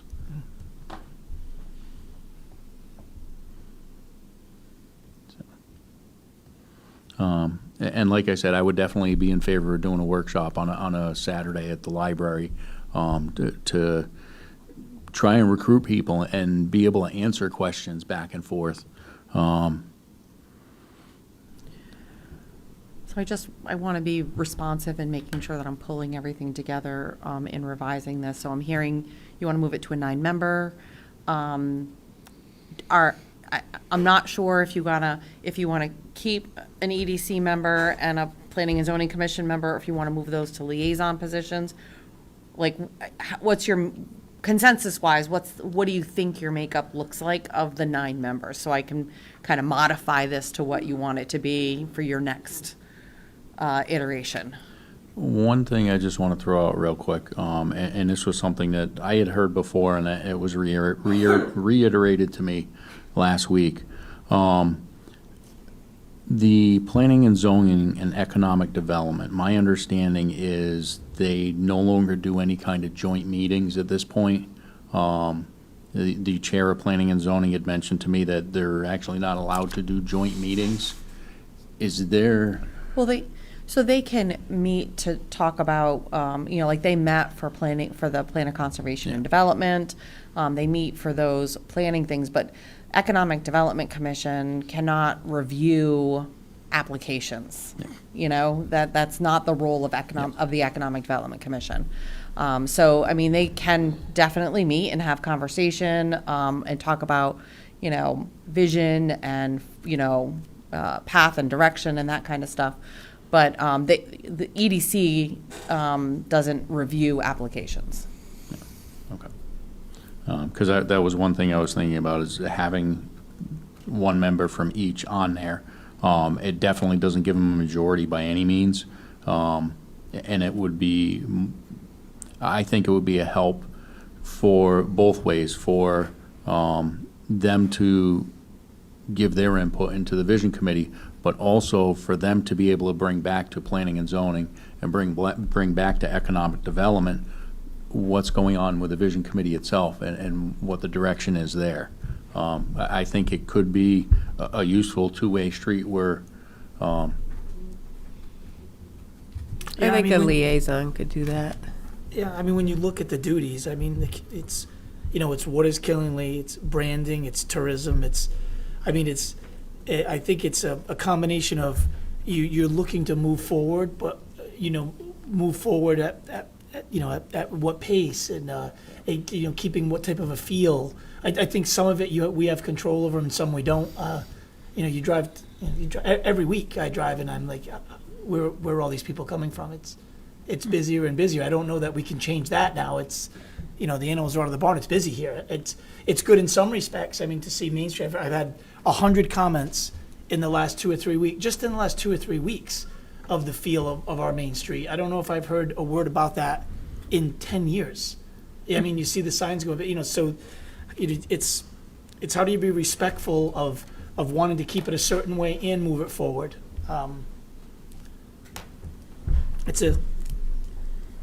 It's exciting, it's just tricky. And I know exactly what those are. If I may interrupt. Yes. Yeah, I got this already.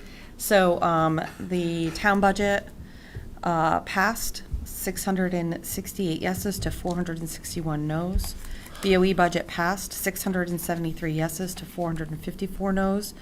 There was a total of 1,126 voting. That's 10.6%. That is a huge uptick compared to. Better, not good, but better. Yeah.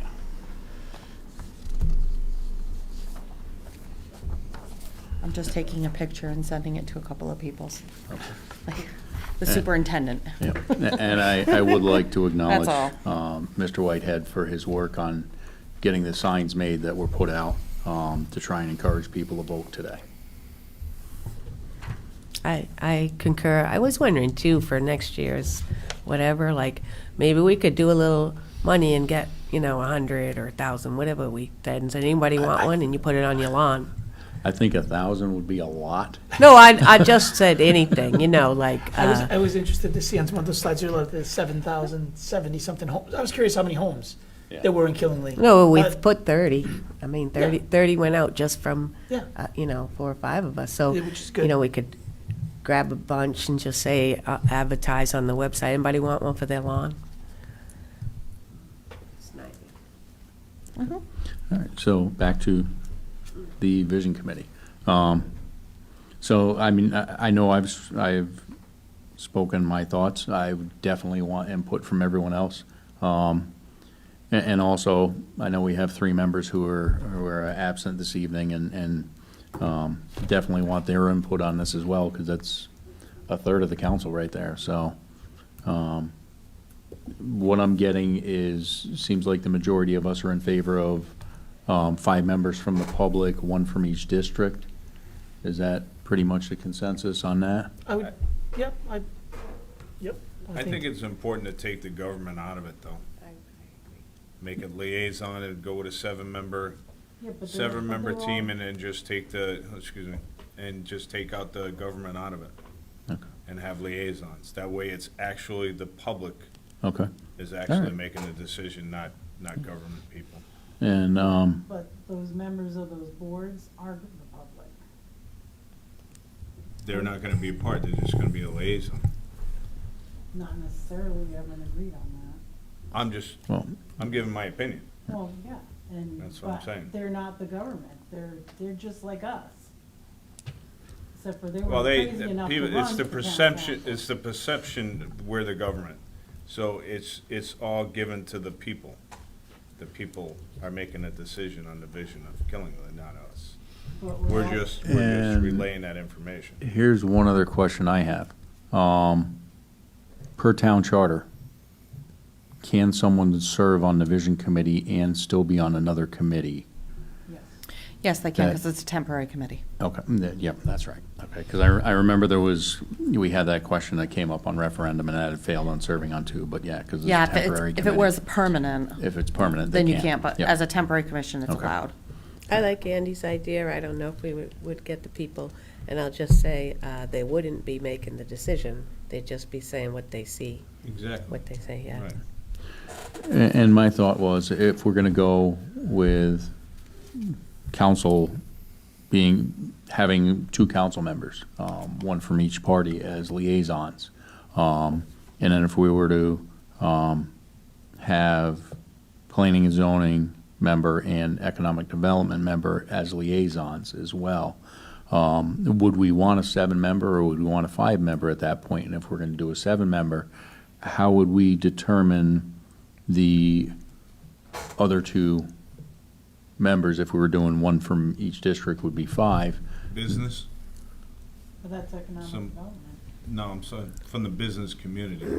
Yeah, like the Let me KBA. rephrase. Farmer and Business business, Association. you could have industry and rural. No, it could be a business owner in I town. said They would both have to be business Could they would be. have to be a resident. Right. Yes. So it could be a Yeah. business owner as long as they're a They're a resident resident. of the Resident, town. You know, Yep. I'm just throwing it out there, man. Okay, yeah, that's always another option as well. I think it might become clearer too when we put it out there and see what we get for response. of how many people want to be on this True. vision committee. True. If it's overwhelming, it'd be a good problem to have. Yeah. Agreed. If it's Absolutely. underwhelming, it's going to be a tougher decision, and it's going to be, Yeah. because I mean, I think you have to try to do this as bipartisan as you can. You're trying to create a community. And that's one thing that we do, that we've always had here, is it's, all good people. We may think different, but it's a town of a lot of good people, That doesn't really change. I think too, and I've said this before, like, the way to empower people, and this, I mean, for them to want to do it, they have to feel empowered. Like, they're not just gonna come and nothing gonna happen. So I don't know exactly how to make that happen, but if they really felt like they were empowering the people that they are talking about, and, might make people feel more. Because that's what you hear a lot of all throughout our society right now, like, oh, it doesn't matter what I do, all the Yeah. kvetching.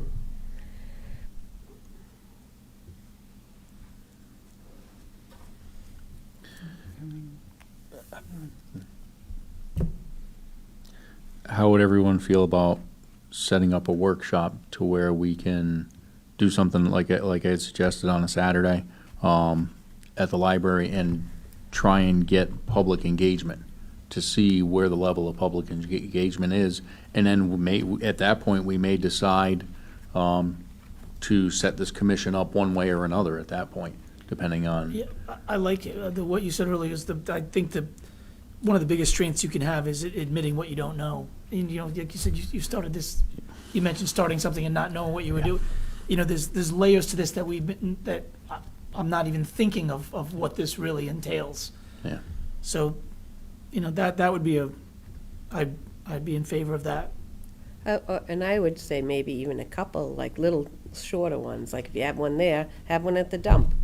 Or a little booth at the dump, a booth at, no, really, The because Grange. then Yeah. you're gonna Yeah. get The all Grange. different types of No. people. You're Yeah. gonna get a different crowd at the library than you at Yeah. the dump, no offense. And the other thing that would be a possibility too is have brochures that we're looking to establish this vision committee at the red, white, and blue Yeah, at 100%. There you the go. town council booth. That's a good. That's a great another way, idea. another way to outreach and get to people is I'd get like the to word make a out there. motion that we suspend the rules just for like a minute to hear the audience. Does anybody want to do that? I saw a hand raised. Just We wanted to- got a motion. Is there a second? Second. Motion made by Ms. Murphy, seconded by Mr. Gamatista to suspend rules to allow for the public to speak. Discussion? Those in favor say aye. Aye. Aye. Opposed? Abstentions? Motion carries. All right, now, hang on, we're just going to make sure that the mic is hot. Thank you. My name is John LaBelle, 57 Island Road. I like the comments that I've heard, one of which is what Mary said about having expertise provide guidance or a guiding light. There are people out there who do this for a living. Many years ago, I was chairman of a Putnam Community Development Action Plan, which was similar to this. My first involvement in politics. But somehow I managed to, not by myself, we had a 9-member commission, 11 subcommittees, 114 people involved, 256 survey respondents, 370 people involved. Putnam Community Development Action Plan, most of which the visions involved in that document have been implemented over the years. And the excitement that was produced in that at times was overwhelming. We had ministers, we had business people, all people from the community who were not necessarily previously involved, but liaisons with the public officials. At that time, Putnam was ruled by a city council and a mayor. But the mayor was Michael Duffy, who was one of the first people to get involved in this commission, and it was this commission that caused him to run for public office, and a number of other people. So this can be a stimulus for not only a vision for the community, but also drawing people in to get involved in the community. I'm 80 years old, you know. We need younger people involved, but we also need the vision that people have had in the past, and what works, what doesn't work. And I share Jason's concerns about how do you get people involved in this. There's no magic bullet. There's no magic bullet, but one of the things is sincerity. If people feel that you are sincere in what you're trying to do, you'll get people involved. If people feel that you're sincere in listening to what they have to say and maybe do something about it, they'll get involved. Michelle's comments, go where you haven't gone before, I'm sorry, is to me important. And we held meetings in church, conference centers and halls, and places where you wouldn't expect. And each committee, each subcommittee kind of did their own thing, but understanding that at some point in time they were going to put together a document that represented the thoughts of the community, not washed down, but accumulated and put together into something that could be practically implemented. So you start off with whatever. You get some crazy ideas. Sometimes crazy ideas work. Sometimes they have to be talked about, and whether you include it in a document or not. And then all that went to City Council for their concurrence, approval, or what have you, and produced a document that not only sat on a shelf but was implemented over the years. So I congratulate you for taking this on and doing it in such a way that the community feels that it's integral to the community and sincere, and that's something that people will be encouraged to get involved in. When you walk down the street, people say things, well, why aren't we doing this and why aren't we doing that? And how come you did this and how come you did that? And then you have an opportunity to say to that person, would you get involved? And frequently they'll say, oh, no, I can't do that. But then you say, why? And then you say, why again? And you'll get it. Eventually that person might come back to you and say, you know what, you have a good idea there. I'll get involved as long as somebody listens. Thank you. Thank you.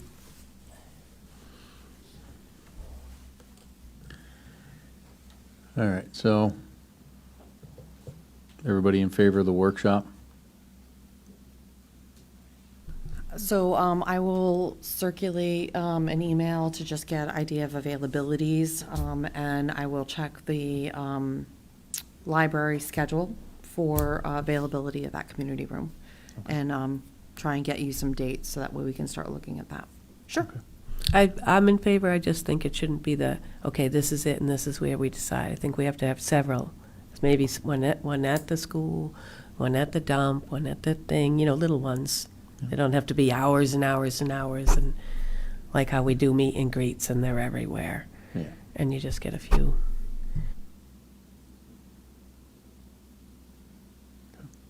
We'll start with this one. Yep. I'll start with Get that one. the ball rolling. Okay. And if there's a way we could have something, I'll spitball some ideas as far as a pamphlet to have it at the red, white, and blue, or even a poster board. Yep, I'll work on trying to pull up with something some- together that Okay. shows a draft or a concept, because clearly you guys haven't ironed out what this is or put it in place or anything. It would still be conceptual, so you can get feedback on, potentially people may provide you with alternative ideas around makeup and things like that. Okay. Thank you. Anything further on this? Okay. Get back to my agenda. And I know we do have our attorney here. I don't know if we want to go in and make a, go into executive session before we go into new business. Well, got Mary and Dave waiting for items that are on, Okay, all right. so. I was just trying to be Tough. cognizant of, we're paying the attorney to sit out in the audience. Yeah, well, He's here. Okay.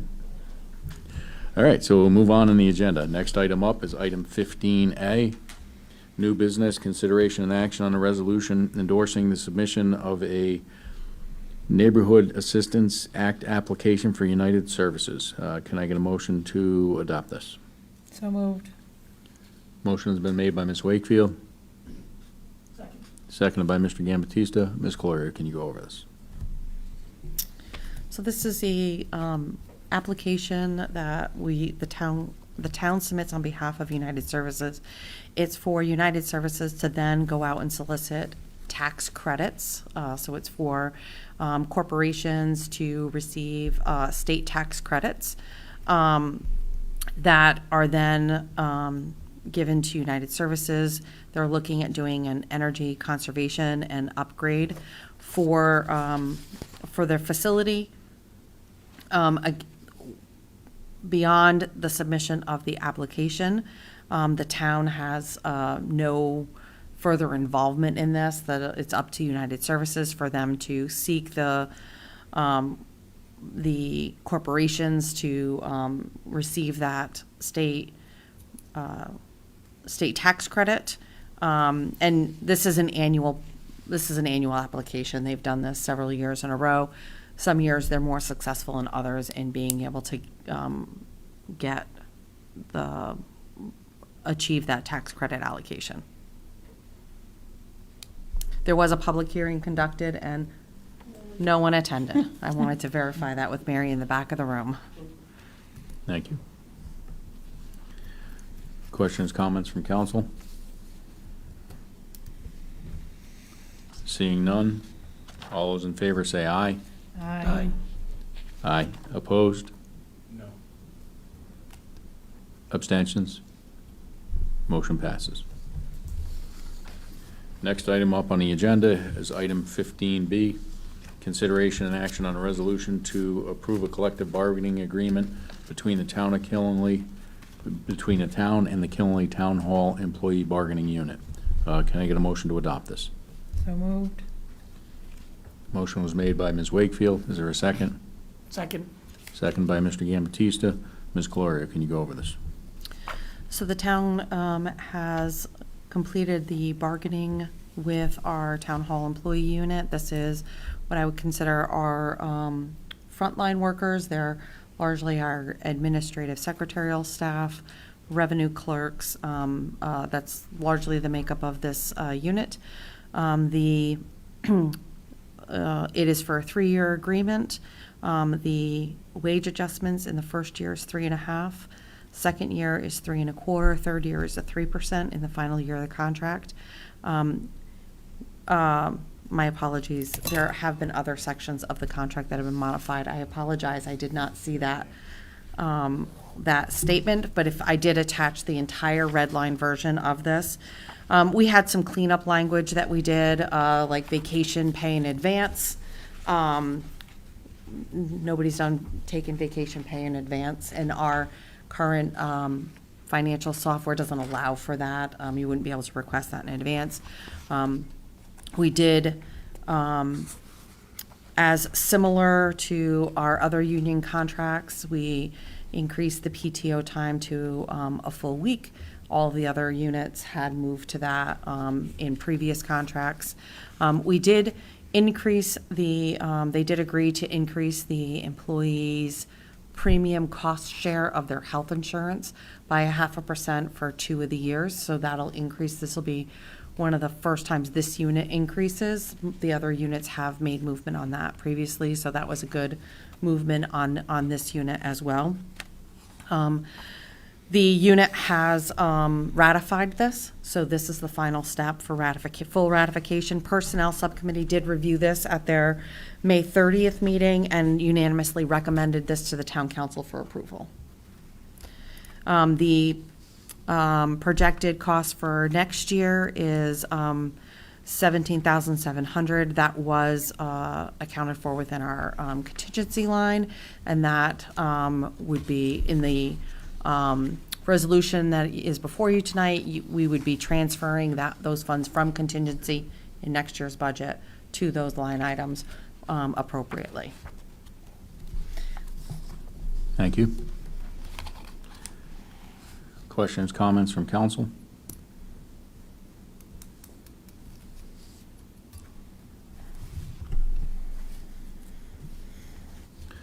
Ms. Clory, just clarification. Personnel Subcommittee, was the motion to move this to the full council, or was it to recommend it to the full council? It was to recommend. Okay.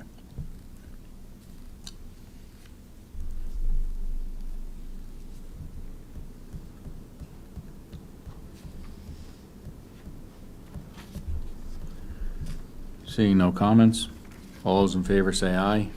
Aye. Opposed? Abstentions? Motion carries. We'll now move on to item 15C, consideration and action on a resolution authorizing the revenue collector to suspend and transfer uncollectible taxes to the suspense tax book pursuant to Connecticut general statutes. Can I get a motion to adopt this? Motion has been made by Ms. Barclay. Is there a second? Second by Ms. Murphy. Ms. Clory, can you go over this, please? This is the annual process in which we identify those accounts that we have made absolute every attempt possible in order to make collection.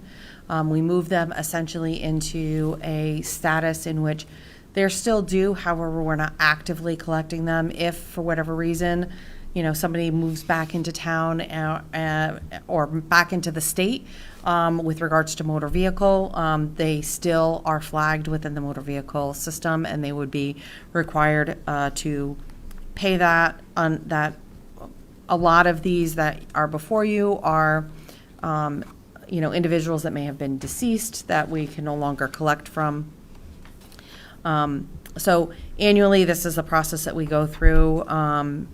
And, again, this is not necessarily writing them all off. They're still collectible if the opportunity ever arises in the future. And we do occasionally, throughout every year, we typically will have some suspense collection in every given year. It's usually minor, but we always, take the opportunity if we can to collect. Thank you. Questions, comments from council? Seeing none, all those in favor say aye. Aye. Opposed? Abstentions? Motion carries. We'll now move on to item 15D, consideration and action on a resolution to change the fees charged for transfer station permits, stickers, 3-trip passes, and other disposable items as shown on the attached resolution. Can I get a motion to adopt this? So moved. Motion has been made by Ms. Wakefield, second by Ms. Barclay. Ms. Clorio, can you go over this, please? So this is this is for the fees related to the use of the transfer station. This was the amounts that were set or considered by the Solid Waste Subcommittee for modification in order to be able to reduce the amount of cost to the general fund in subsidy. So that reduction in subsidy was recognized in the upcoming year's budget. And this is the remaining changes. So the Solid Waste Subcommittee had unanimously voted to bring these changes to the Town Council at their January 22nd meeting this past year. The residential permit increases from $80 to $95. Partial year is at $40. They left the senior permit the same, right? That was a purposeful recognition. And then they have some adjustments. Bulky waste has increased from 10 cents to 15. And the 3-trip pass moved from 20 to 30. So there was a number of, the other modifications, the tires, they all moved by $1 or $2 on each of those items. And the stickers went from $5 each to $6. Thank you. Questions, comments from council? I do have one question. On the tires, do we get charged, what we get charged to get rid of the tires that we're taking in? Is the structure set up the same as what we're seeing here? The car tire under 17 inches? It goes by weight. And Okay. so car tires are substantially smaller. The weight of them is different than, say, a over-the-road, a large tractor tire or something like that. All goes by weight. So we tried to recognize those weights. Because I think about, I can, now, when you say road tire and car tire, what about like a Ford F-250 pickup truck, 3/4-ton pickup truck that has a 16-inch tire that weighs 5 times what a car tire would? That's a 17-inch tire. Is that something that, would a truck tire fall under the car tire, or does that fall under road tire? Goes by the diameter. Okay, I'm trying to relay what my town engineer is saying over in the back of the room. okay. All right. Thank you, Dave.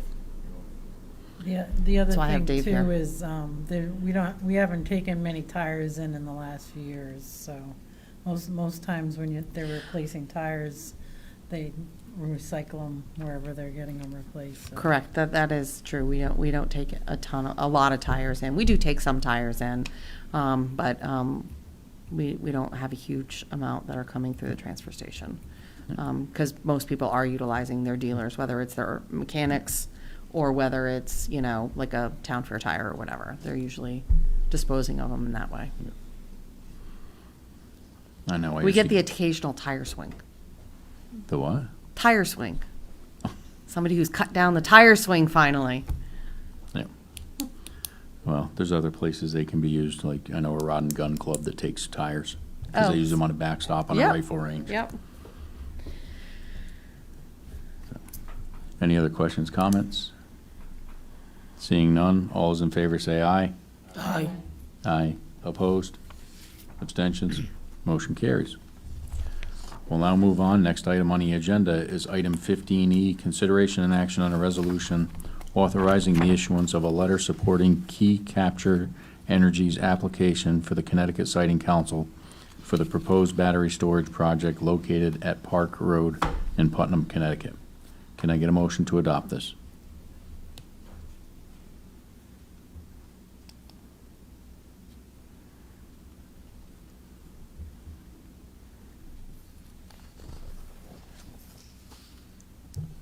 Seeing none, we'll move on the agenda.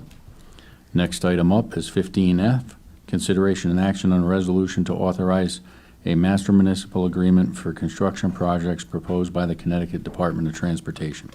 Can I get a motion to adopt this?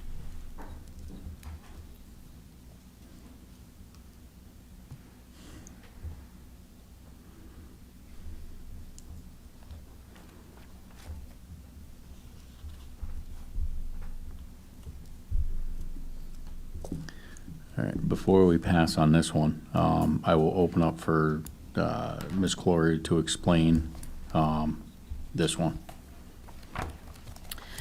So this is projects that the town does joint with the state and the town. An example would be potentially the bridge projects that we submitted for state and federal funding. They're 100% funded. The state is going to oversee those. We need to have a master agreement on how construction projects are managed by the state within our town, and that's a 10-year agreement. So this doesn't speak to any specific project. This is the agreement that they have for every municipality. I've had our attorney review it. He's concurred. It's the same agreement that is given to every municipality.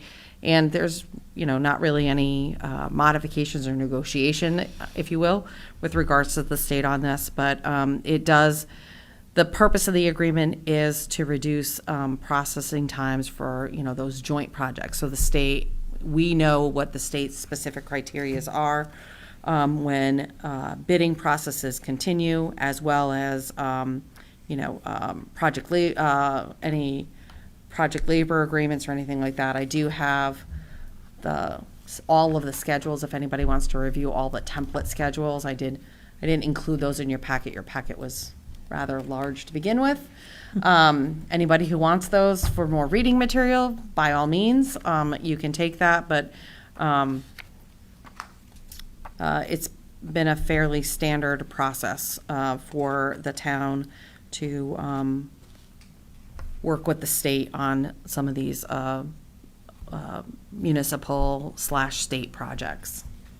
Does that have any effect on what we receive for money? Or is it basically they're managing say they come in and do a bridge, so they're gonna have DOT inspections, they'll follow the 816, blah, blah, blah, blah, blah. They handle that, is that the reason for this agreement, or? So part of it is, yes, that. Part of it is for funding purposes as well. So I'd have to go back and review what potential impact overall on funding it would be, but they have, this outlines the set criteria that they would require for their joint projects. So we know upfront what additional bidding criteria might need to be in there if it's a project that we are assisting in the overall management of.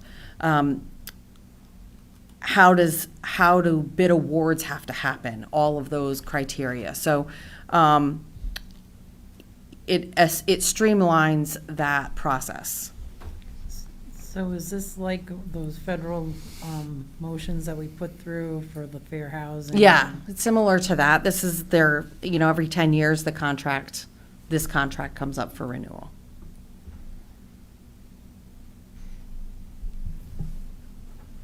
Thank you. Is there a motion to adopt this?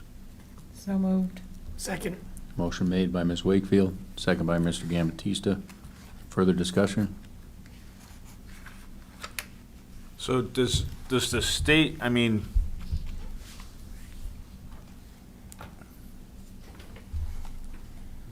how to word it. Does the state have control over our projects? Is this what they're doing? Is it any kind of a control thing, or? It's only for those projects that are state grant funded or federally grant funded.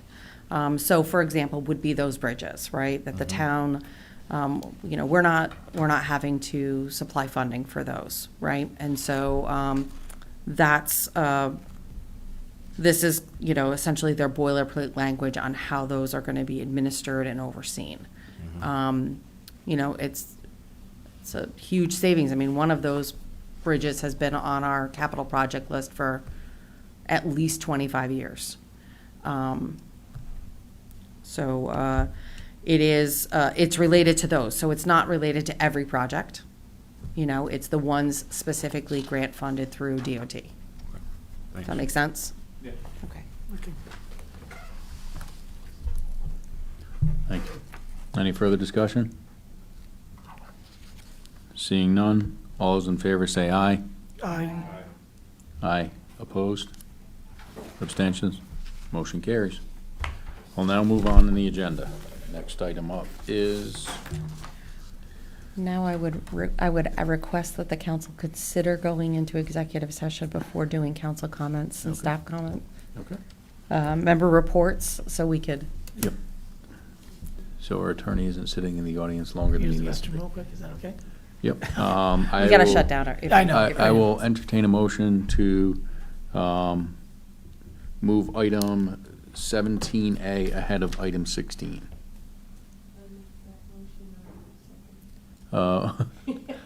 Motion has been made by Ms. Murphy. Is there a second? Seconded by Ms. Barclay. Discussion? All those in favor say aye. Aye. Aye. Opposed? Abstentions? Okay, so we're moving to item 17A, executive session, contract negotiation pilot with Lake Road Generating, including the council, the town manager, the town attorney, and the finance director.